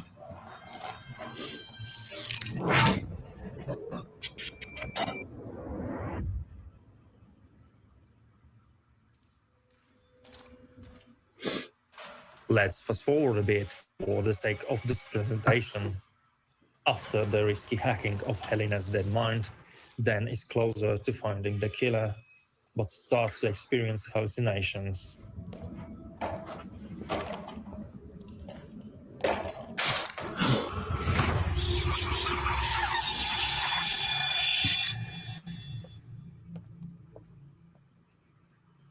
Disturbing visions, previously experienced only when hacking somebody's mind, begin to seep into the physical world, blurring the line between what's real and virtual, which is another of the important issues discussed in the story.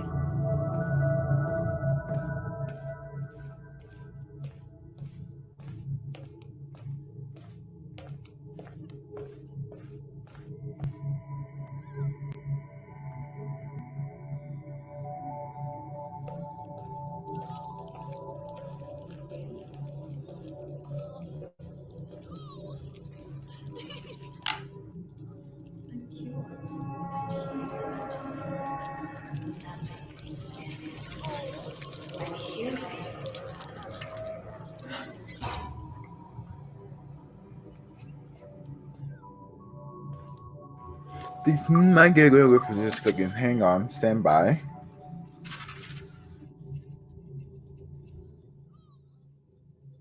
Dance has got a distress message from an unknown sender. If you follow this lead, it will start another of the new quests, Error Signal. These new cases are all designed to explore thought-provoking themes of a future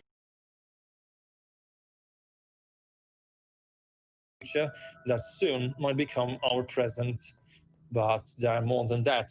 We're designing a full package along with new puzzles, game mechanics, and mind-bending Dream Eater segments.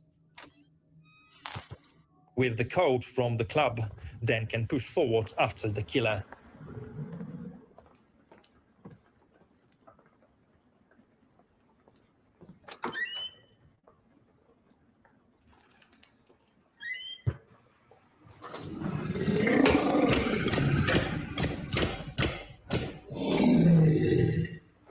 Alrighty, hello again.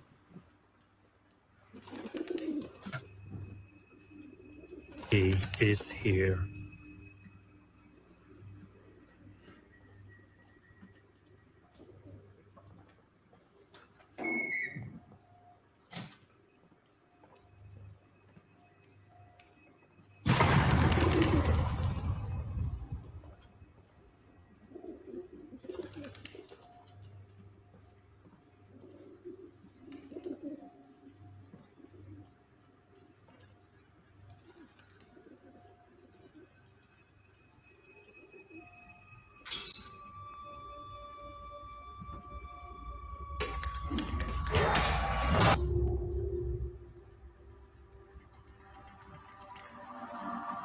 This concludes today's presentation, but stay tuned for future reveals of all the upgrades and new content we're working on.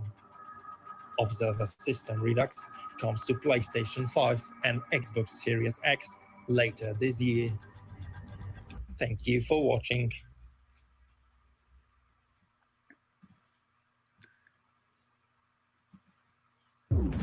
All right. Well, to see the Observer trailer again in beautiful, stunning, magnanimous 4K resolution, head on over to IGN.com and you can have it as a treat. And for even more Summer of Gaming goodness, download the TikTok app, follow IGN, and check out the hashtag IGN Summer of Gaming, where you can watch along with live events and submit TikTok your own they've done Summer during of the Gaming last moments, reactions, 90 minutes or and so. plays.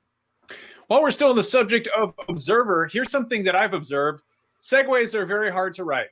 That's right, I'm talking about Borderlands 3, everyone's favorite cel-shaded open-world looter shooter. Gearbox has done a great job supporting the game with a mess of That's story-driven funny. DLCs, and they've got another one in the works. They Our really very dropped own the Mark ball on that Medina one. talked with the developer about Bounty of Blood. Let's see what he found out.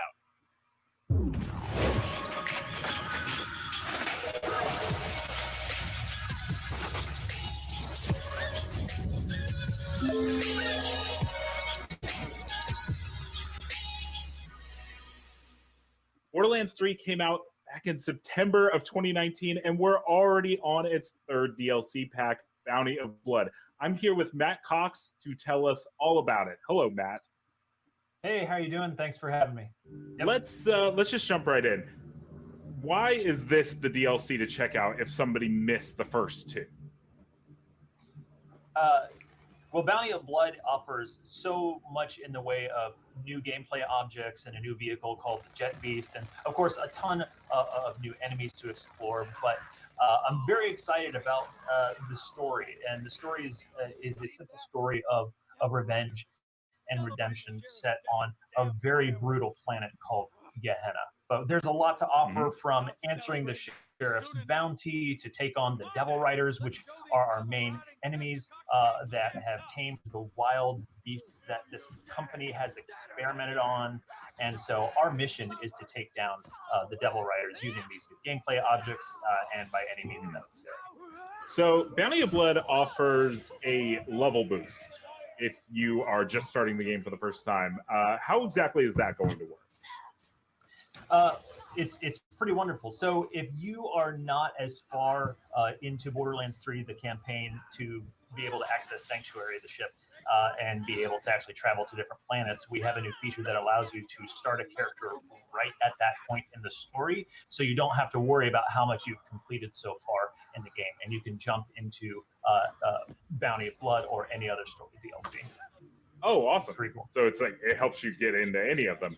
Okay, so we're in a Western now. We're in a Western setting. What's it like to be on this planet and travel around and meet these new characters? Yeah, Gehenna, again, it's a brutal frontier planet. It was once this company's, long gone company's testing ground for new types of weapons and biological experiments. And this whole planet is now overrun by these genetically modified beasts and their keepers. And the Devil Rider gang has learned how to tame them. So throughout the game, you're going to see these Devil Riders like riding these experimental creatures, but also while you're on the frontier, the player has a brand new vehicle called the Jet Beast, which is kind of like half jet bike, half creature, and with some mounted weaponry that's pretty badass. So you have these dual machine guns, but if you are able to hijack some enemy jet beasts, you can get a new weapon like a cannon shooter.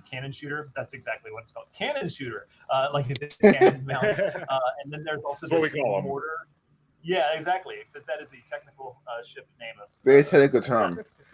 But there's also a mortar launcher you can find for the Jet Beast. But the Frontier is an amazing, like, it would probably remind you of a typical Western frontier, but there's influences from all over the world. But then we travel to some very, very interesting locations, a lot of which I we're not going to spoil today, but there's a lot of mysteries, and Bounty of Blood actually is a self-contained story. The only characters that we're familiar with in this are the Vault Hunters themselves. So every single character in this DLC is brand new.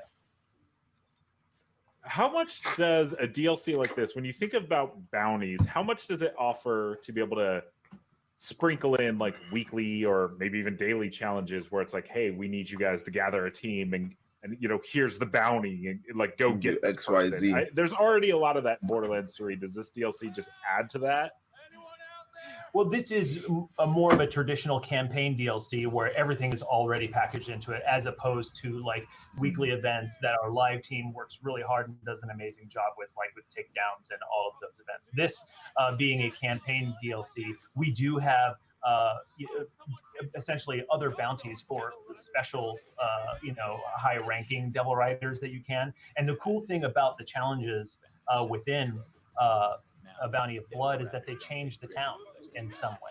So if you go do a creature challenge, you'll actually see, we have a tannery where you'll see that hide displayed as kind of your trophy. And we also have a theater challenge. We have a theater in our town of Vestige. So we have the frontier planet, the blast, or part of the planet, which is called the Blast Plains, and then we have the town, which is called Vestige. And the town has been overrun by the Devil Riders, and that's why the sheriff has issued the bounty. But if you do certain challenges and things for the town, it changes the town in some way. So this theater challenge, you can find these lost film reels all across the DLC, and every time you find a lost film reel, you can go back into the theater in Vestige and see part of the film play out. And if you complete the entire challenge, you can watch a small film. That we can see bit by bit already, I guess. So I think everybody's going to want to know loot. So you bet. Obviously, Westerns, we got, long rifles, we got cool pistols, all this. Like, what can we expect from this like new Western themed DLC? Oh yeah, so you're gonna get a bunch of new loot, some cool new legendary guns, as you would expect from any sort of DLC drop from Gearbox and Borderlands. But yeah, we do have pistols. You can't have a Western without pistols, but not all the new loot that you find will be pistols. We have some crazy stuff. All sharpshooters. Yeah, that's right. We have something called a bubble blaster that you may find if you do a certain side mission that has high damage soap bubbles. So we go crazy and weird with some of the new things you find, but we also have a particular Torg weapon that features gyro jets that leaves sticky bombs on enemies as it passes through them. Why not? Why not? I'm a big fan of collecting skins. And so I would assume that this DLC is going to come with all sorts of fun cowboy-themed skins, I would hope. You can expect to have a very a Bounty of Blood-themed skin pack for the Vault Hunters, for sure. Okay, so what is what is like the one thing that you're most excited for people to see without spoiling anything? What is like the one thing that you're like, man, I really can't wait for people to see this? Let's spoil stuff. Man, that's like saying pick one of your 5 children and tell me why they're the best. Well, we've talked about the town. That's cool. Rose and Juno are our allies, the brand new characters that anchor our DLC. Juno is a rough and tumble brawler with a checkered past, and Rose is our guide and an ally. So I'm excited about them. Town changes are great. Jet Beast new vehicle, also incredibly fun. But I would say it's tied between our new gameplay objects that are a little bit of a Metroidvania ingredient into what we're doing with Bounty of Blood, as well Sounds as good. the narrator. We haven't talked about the narrator yet. So this is new for Borderlands. We actually have a character that's vocal only. We'll never see him, but he comments on the events, whether it's story or context to objectives. So we actually have a narrator character that is following us, telling us about the story as we're playing it. We just say as something that's then really cool. But I'm a gameplay person. Oh, you want to change up? So, Sorry about that. I'm Wow. a Nintendo head. Honestly, I grew up playing a bunch of Mario and Zelda, and I still do with my kids. So gameplay is where a lot of my heart lies. So we have a Trader Weed, a Core Exploder, a Breezer, and a Telezapper. And we unlock these new gameplay objects as you play through the story. And so the Trader Weed, when you find it, it turns enemies to your side. A Core Exploder is a big rock type of plant made of core, and core is the element that everybody's excited about on this planet, trying to mine core. But Core Exploder, you melee it, and it shotguns out high damage shrapnel. So, and then a Breezer is kind of like a jump pad. It helps you soar into the air. And then our Telezapper is essentially a teleporter. But how we've used these in challenges and some side missions, and even in the main story missions, it's probably my favorite part. Our team did a great job embracing kind of throwing a little bit of a Metroidvania gameplay element into our story. Matt, that sounds like a lot. Sounds like a lot. I'm not gonna lie. So did I? It might be too That much. was the one thing, right? Yeah. That was it. Yeah. I'm the one who got there. Matt, Bounty of Blood, Fistful of Redemption. It's coming out soon, right? It is coming out very soon. Everybody will be able to play Bounty of Blood on June 25th. It's not soon enough, but we'll wait. Matt, thank It's you so very, much for very joining soon, us I and gotta telling say. us about the new DLC. All right.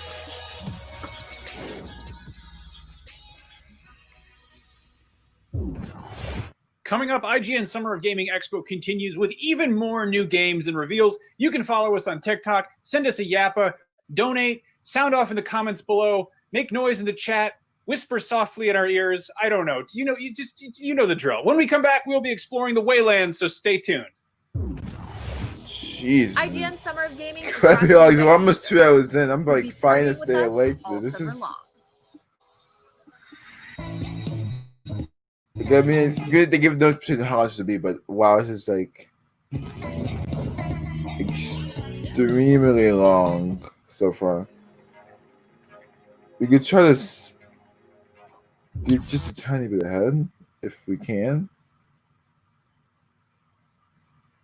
All the new tech jargon, next-gen console. Sydney. Yeah. As the sun sets and the day turns to night, I often lay alone in my quarters, the candlelight flickering around me while I That's a very distinct scene. wistfully dream of a simpler time when classical party-based role-playing games were bountiful and aplenty. And then I remember the upcoming classical party-based role-playing game, The Waylanders, and all is right in the world. Huzzah, forsooth! So keep those donations coming, but also let's take a look at the Waylanders. Oh man. The Waylanders is a classically inspired RPG that took its first steps on Kickstarter back in 2018 and has been steadily picking up steam ever since. I recently got to check out an alpha build of the game ahead of its early access launch to explore its fantastical take on the Celtic Age. And yes, that means it is still very much a work in progress. Bugs are still being discovered and weeded out, in-engine cutscenes and conversations still lack animations or lip syncing, and plenty of items and abilities lack descriptions. But this early access version gives us a good look at what to expect from this ambitious and promising RPG. The Waylanders is a unique blend of historical fiction and mythic fantasy, set in the ancient real-world region of Brigantia, but overflowing with supernatural magic. Written by veterans of games like Telltale's The Walking Dead and Fallout New Vegas, its story revolves around what happens when some of that magic becomes corrupted, and how our choices in light of that ripple across history. And while we'll see the consequences of those decisions depicted as the story jumps forward in time to the Middle Ages and back again, the early access build is primarily focused on the first Celtic Age segment of the game. Combat, which mechanically feels like the most fleshed out aspect of the build at this stage, is a comfortable take on the classic active pause RPG formula. You've got a party made up of your archetypal warrior, tank, mage, or healer classes that evolve with new attacks, abilities, and subclasses as you level up, but there are a couple of interesting twists. First and foremost is the Waylanders' formations mechanic, which allows characters to rally other party members into a tight group to perform unique class-based maneuvers against enemies. These can range from historically inspired arrangements like a classical Grecian phalanx to the mythical Sorcerer's Conclave, which transforms them into an arcane siege tower. And selecting which characters in your party are part of a given formation provides an extra layer of strategy, too. The more members in a formation, the more damage it can deal or absorb before breaking, but pooling everyone into one big group drastically limits your options. Perhaps instead of channeling the entire party's energy into a magical golem that will stomp all over its foes, you can opt to put 3 of your 5 total party members into the Guardian Shield Dome to provide cover as your 2 spellcasters bombard the enemy from the distance. It's a really flexible system that seems ripe for endless customization and tinkering for you tacticians out there. And that goes for the Waylanders' configurable AI as well, which allows you to toggle back your party members' behavior to only take actions you command, or, for those of you who prefer a more casual experience, crank it up so that they'll basically take care of themselves when you want to focus on playing as one character instead of all 5. The other notable tweak to the classic RPG style, and this goes for exploration as well as combat, is the Waylanders' dedication to making the experience just as enjoyable for players who prefer a third-person perspective as those who want the classic isometric RPG experience. Quickly swapping from a top-down or three-quarter perspective to a third-person follow cam with the push of a button is a great quality of life innovation, and something I'd like to see other modern takes on the old-school RPG adopt. And while it's still a bit more cumbersome than a traditional third-person camera, it's still the best execution of the idea I've seen in a genre that's never really managed to get past the really, really zoomed-in ISO cam feel. The option to experience the world from ground level instead of the traditional eye in the sky is something I really appreciate, because what I've seen of the world of the Waylanders so far has been beautiful. From villages surrounded by dense woods to mysterious islands crackling with mystical energy, every environmental pixel is designed to heighten the fantastical nature of Gato's take on ancient Galicia. It's a fascinating mix of old world historical influence and creative, colorful designs. Blue-skinned humanoid sorcerers with golden metallic eyes sit across the table from Greek adventurers and Celtic kings, while the quote-unquote monstrous Fomorian giants of Irish folklore are surprisingly endearing with their childlike excitement at seeing the surface world for the first time. Holy shit! Yes! The Waylanders looks to be an engaging take on the Celtic mythos, which rarely gets a spotlight in media as it is, and I'm intrigued to see where it ends up once it hits final release. Gato Studios is clearly invested in creating an experience alongside its community, and with a fresh take on RPG systems and its unique world, we'll gladly keep checking back throughout early access to see how it's shaping up. Okay then.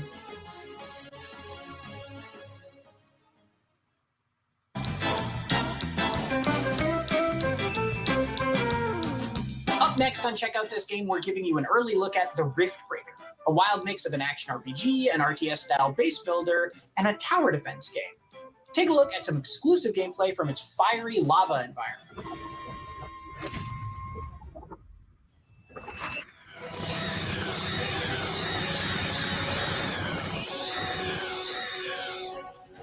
Base is under attack.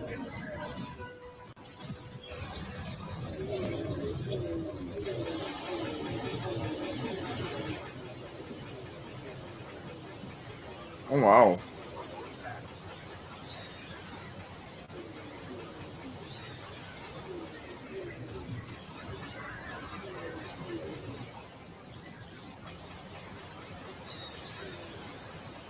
Base is under Yeah, no joke. And a good bit of attack right now.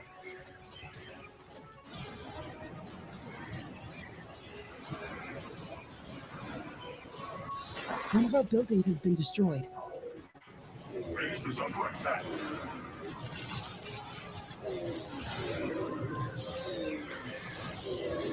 Wall destroyed. Base is under attack. A new technology has been developed. New details are available for crafting. One of our buildings is being destroyed. One of our walls is being destroyed. Base is under attack.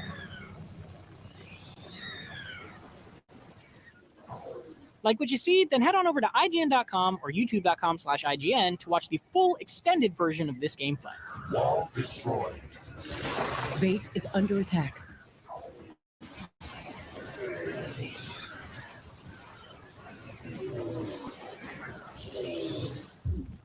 Base is under attack. That was Tom Marks with some info on survival game The Riftbreaker. Wait, you're still here? Well, it's time to GTFO.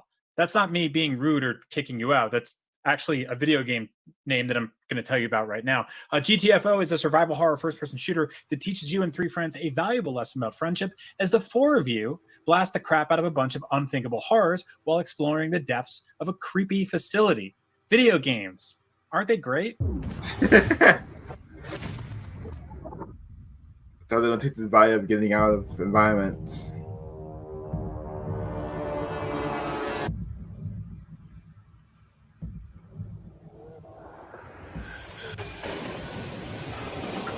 Tomorrow at 1, I think it's Eastern time they said, on Steam, a free update.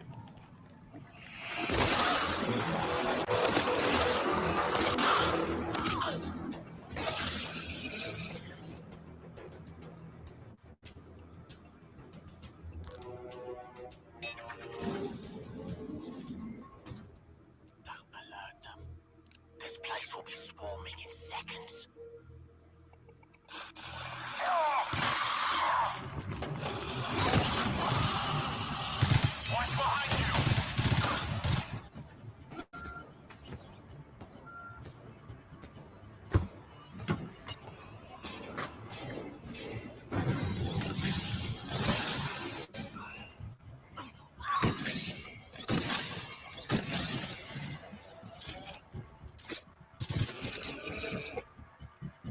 Yes, how good I see so far.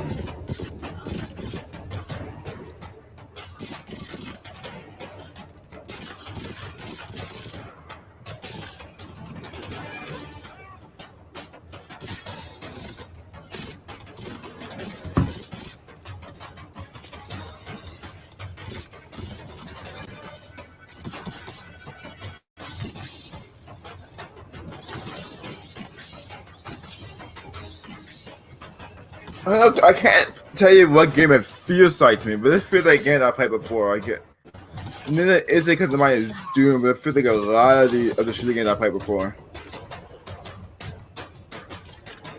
But give me Jemima at any time though. I eat these for breakfast.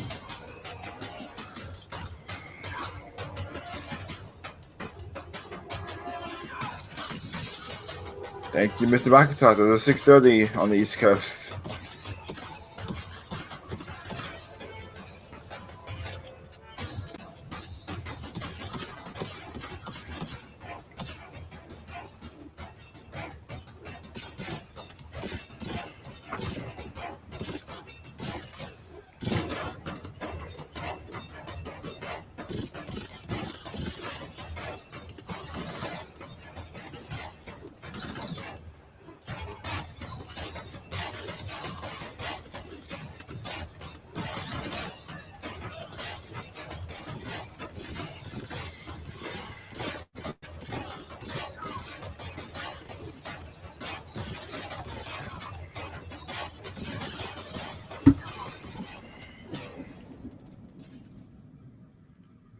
One p.m. Central Europe time.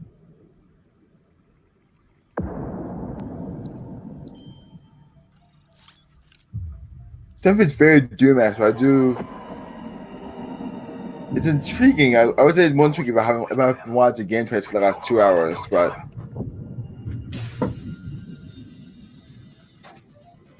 it's definitely something I want to look at.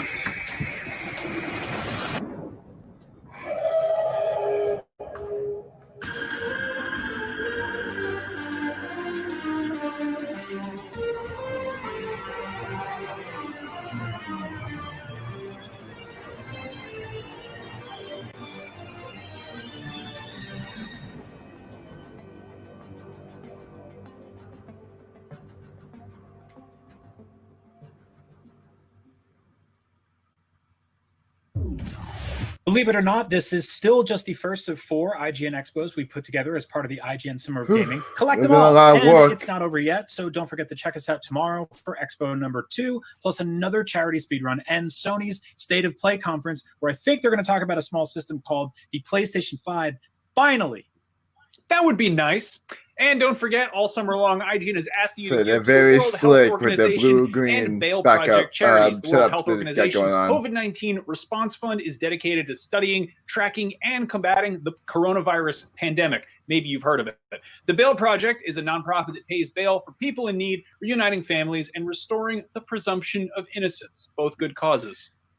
Not only that, but by donating, you'll have a chance to win codes for games like Resident Evil 3 and swag from companies like Bethesda. So be sure to check out the donation links in the descriptions of your video player or go to donate.ign.com for more information on how and where to give. And now, the moment we've all been waiting for, we are exploring Mortal Shell, the debut game from Cold Symmetry. This is an action RPG with tense, deliberate combat and punishing enemies set in a terrifying hellscape for players to explore at their own risk. We've got an exclusive trailer followed by your first look at gameplay, complete with developer commentary. And if you like Souls-like games as much as we do, you will not want to miss this. I do. All right. This is the big one. I do not deserve absolution, yet still I seek it. You must find his name.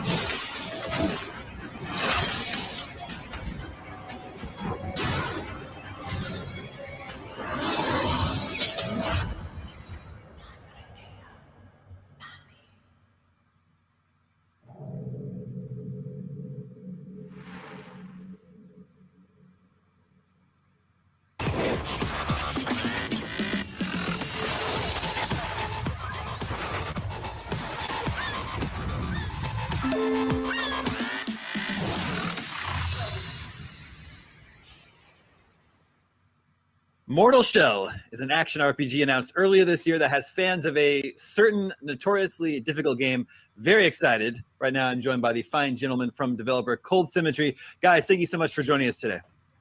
Cornucopia people there. Thanks for having us. Thank you for having us. This game looks awesome. People are really stoked about it. Let's start with the shells from the title. What are these shells? The shells are the playable characters in the game. Through inhabiting them, you learn more about who they were. You get in touch with their abilities. But first, you must learn their names. Okay, indeed, so, and what you see on the screen is Harris, which is one of the first shells you actually acquire. And yeah, just wanted to clarify that. Yeah, and you know, no, go ahead. Their abilities, they're really each of their abilities are tied in with their storyline. So you might have someone who was an executioner and someone who was a poisoner, and so you'll get to as you get to know who they were when you unlock their storyline. You see here that we're learning who this shell was, what their name was, and each time you unlock a little bit more about their history, you acquire one of their abilities as well. So how many shells are there, or do you even know yet? And it sounds like they were going to be providing different types of play styles. There are 4 unique mortal shells that you can discover if you can find them. Indeed, yeah, and indeed they do provide different play styles. As a matter of fact, keep it up. Each shell might even kind of feel like a different game depending on if you really. Doing quickly break in just to quickly say that. Apparently, I just confirmed a JoJo's Bizarre Adventure game in their YouTube chat, saying, "quote We can't wait to review the JoJo game." Don't know what that means. Let's see. I'll see if I can find more information during the presentation and bring it to you on the stream. Of those abilities really tied in together and in the one specific theme that one shell represent, and the more you uncover, the more you learn what their strong side really is. So you mentioned if you can find all these shells, are they sort of doled out throughout the entirety of the game, or is it possible to get all 4 of them near the beginning of the game so you can use them throughout the entire game? They're hidden throughout the world. It is close to the beginning, so that you can, so that you'll be able to kind of choose one which suits your play style the best fairly early on. But you will have to kind of scour that initial area for them. Gotcha. Now, in the announcement trailer that was released earlier this year, it looks like there was a scene where we saw the player get knocked out of a shell. Is that something that can happen during combat? Yeah, that's what happens when your HP reaches 0. You get knocked out of your shell. You're put into this more vulnerable state. It can kind of have tactical advantages, but the big disadvantage is that you only have 1 HP when you're in that state. So you have to be super careful. Yeah, you can get back into the shell a limited number of times, but yeah, you've got to really manage your HP, manage your stamina, and kind of explore all the tactics there. But if you're really hardcore, you can actually even like play through the game without any shells at all. Like if you really want a challenge, so that's always an option. Yeah, in fact, there's like a secret spot that we hope one of those more hardcore players who really want the challenge to find, where you like sort of officially within the game's lore, obviously, you renounce the bonding with all the shells. It even changes your skin, and it kind of like, all right, it's on now. You're gonna live in the age, baby. Well, these types of games definitely have those hardcore players that are looking for a challenge. So that'll really be fun watching people try to do like a no-shell playthrough. Sure, yeah. The way we in my head that there was someone. So you're being upfront that this is a Souls-like game. What made you decide to make this kind of game? I mean, I guess for us, it was never even a question what type of game we want to do, because we all are fans of these games. We enjoy playing them. We love the meaning and the philosophy that they have inside. So we just wanted to do something that we would play ourselves, and hopefully other people will enjoy too. I mean, the first time I went over to Vitaly's house, he had this LED screen on his fridge that was, I'm going there, which is rotating the armor sets, rotating the armor sets from Dark Souls 3. Like it was pictures of his pets or his kids or something, and then right after that, we had a 2.5-hour conversation about debating the merits of nihilism. Who the LED screen on their foots, though? Yeah, very, very true. I have to admit, I had a very, face, very I had a face interesting like that, concept and I I guess want to like know more about. the first experience of playing a Dark Souls game was really, in a way, like a life changing for me. Not just because those are fun games, but really the sense of like the overcoming sort of your internal struggle, the journey that you go through, and how sort of like character strengthening those experiences are. So in a way, what really happened for us also as a studio, we really bonded also, and over this shared passion, and we became real life friends as well.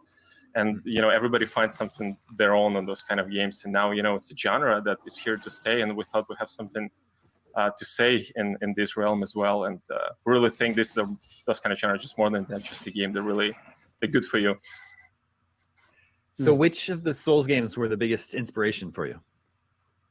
I would say it's probably different for each and every of us. Like we have a broad selections of games we like in Souls-like genre, but like for me personally, I really love the really old one called Blade of Darkness. It's maybe like 20 years old or even more. But it looks like the game you start with when you first try Souls like is your favorite normally for people, at least among us. So yeah, it's like the Souls before Souls, right? Sure. Yeah, like before the term was even coined, right? Like the first original Souls like, and I think for some of us, I think Dmitry, did you set what other games you said like even before the Dark Souls?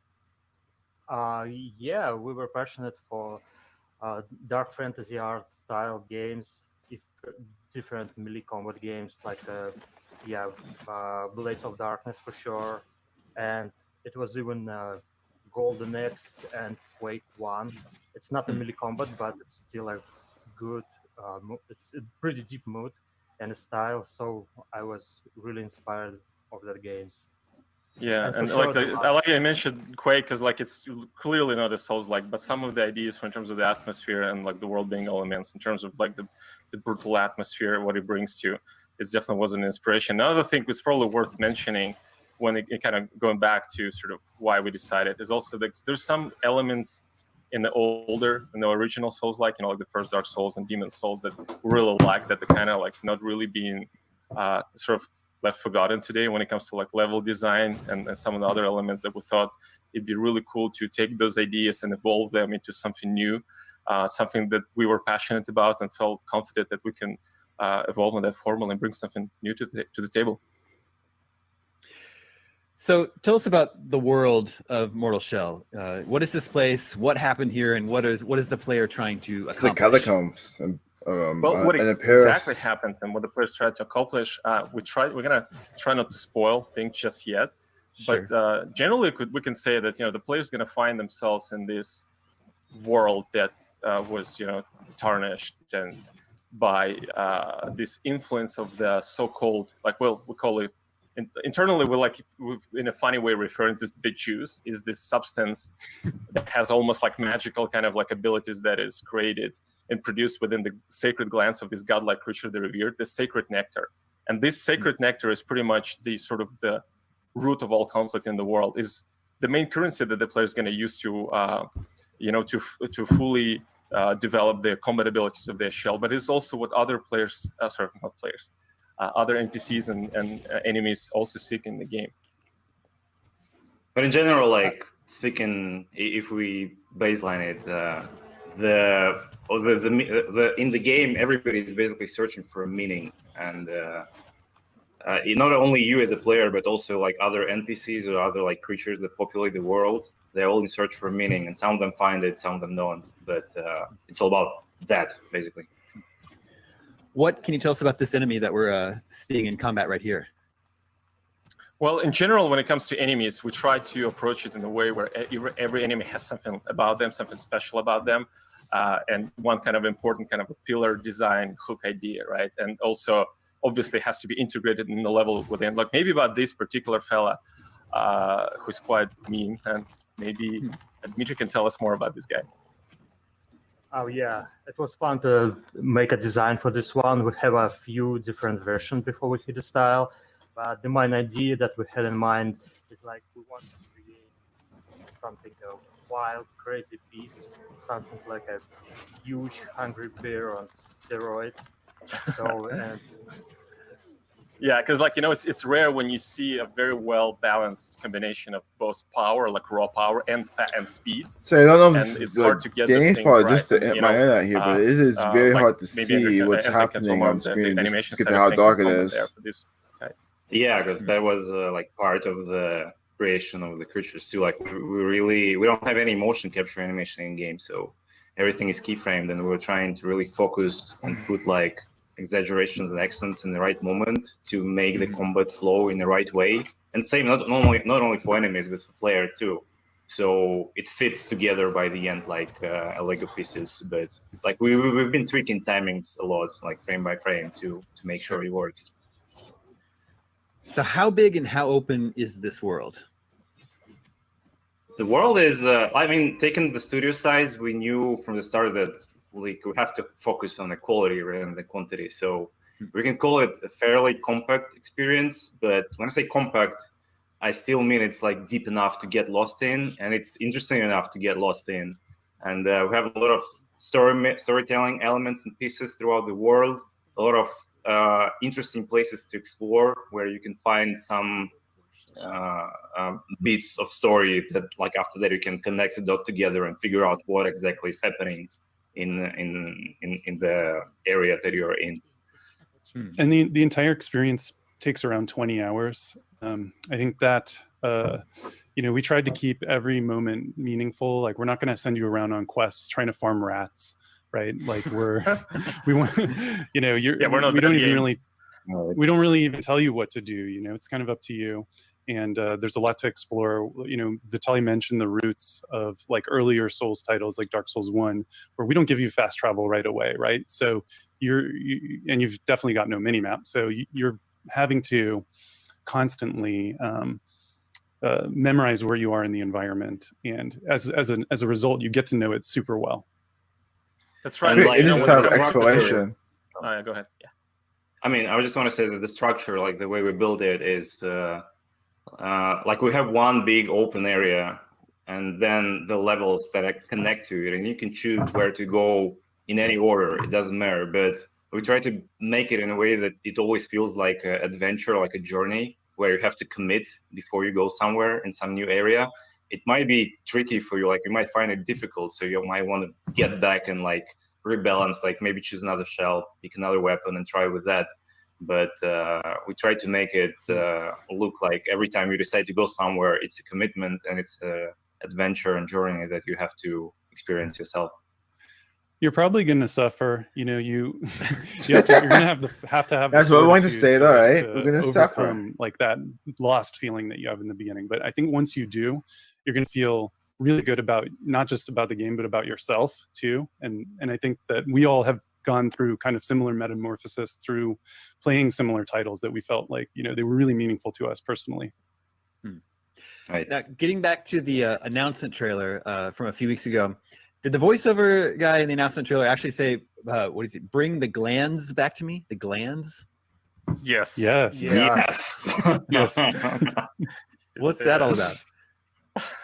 The sacred glands. Vitaly mentioned them earlier. They're really critical to the plot of Mortal Shell, what you're doing in the world. Where there are forces fighting over these things. I kind of get into spoilers here, so you're going to have to dig in and find out for yourselves. Good save there.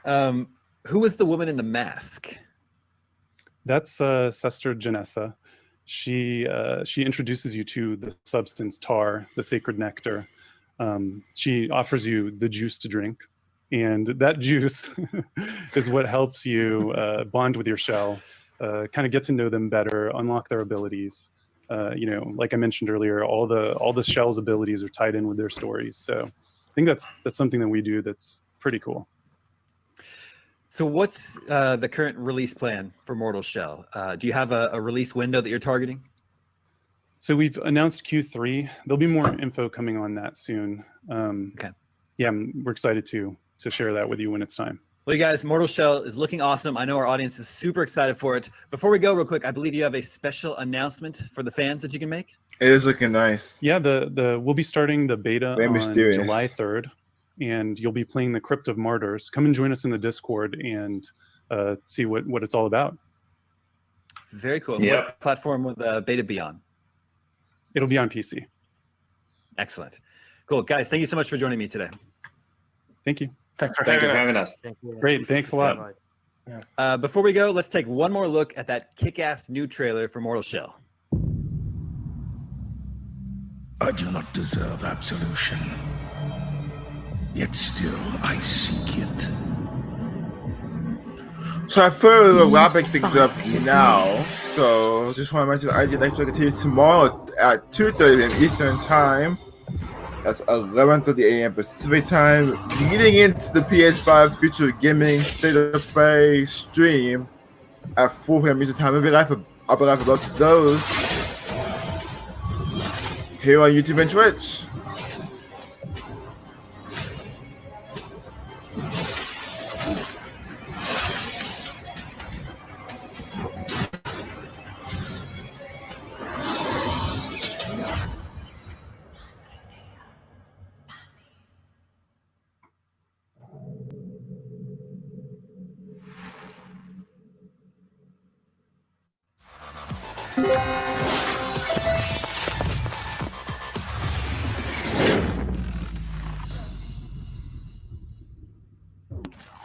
Well, holy moly, Mortal Shell looks freaking awesome. It Might as sure well does, end on a actually. high note. We are about done here, but up next is today's edition of News, Games, and More. Well, we will be revealing more exclusive trailers from Arcade 1-Up. The summer of gaming still has plenty of excitement in store, though. 3 more IGN Expos packed with reveals, more charity speedruns, our celebrity Animal Crossing Island Tour stream on June 16th, Sony State of Play stream tomorrow. Just so much stuff.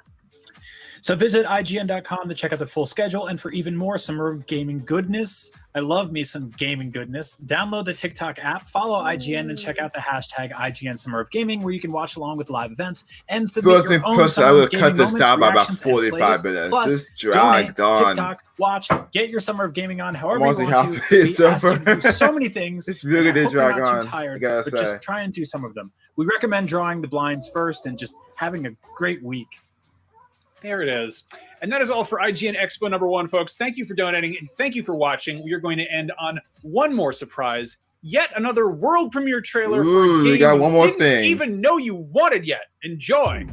All right, one more thing, and then we'll call it an evening. Oh, the name of it has to be good. Name like Hype Train, I'd say.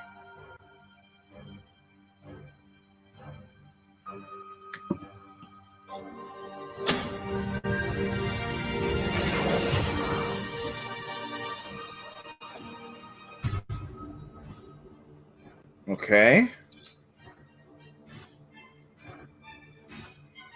Let's do the VR thing.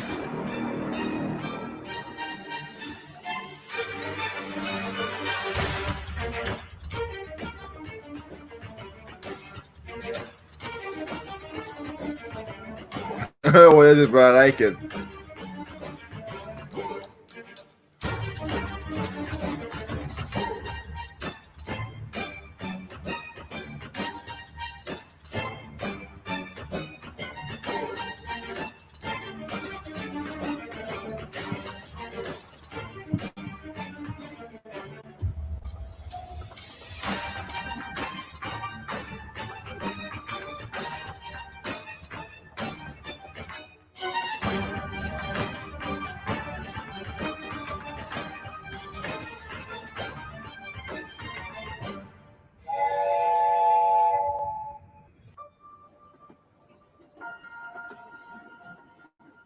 Void Train. Makes sense. A train to avoid. Okay, so it's like it's a PC game, so. IGN Summer of Gaming is brought to you by Fuser, who'll be partying with us all summer long. Alrighty, well, I guess I'm gonna call it an evening. That's the wrong feed. There we go. We shall call it an evening then. and I will see you tomorrow, starting at 2:30 for IGN Expo, coming into the 2025 Future Gaming event at 4 p.m. Eastern Time. I will see you then.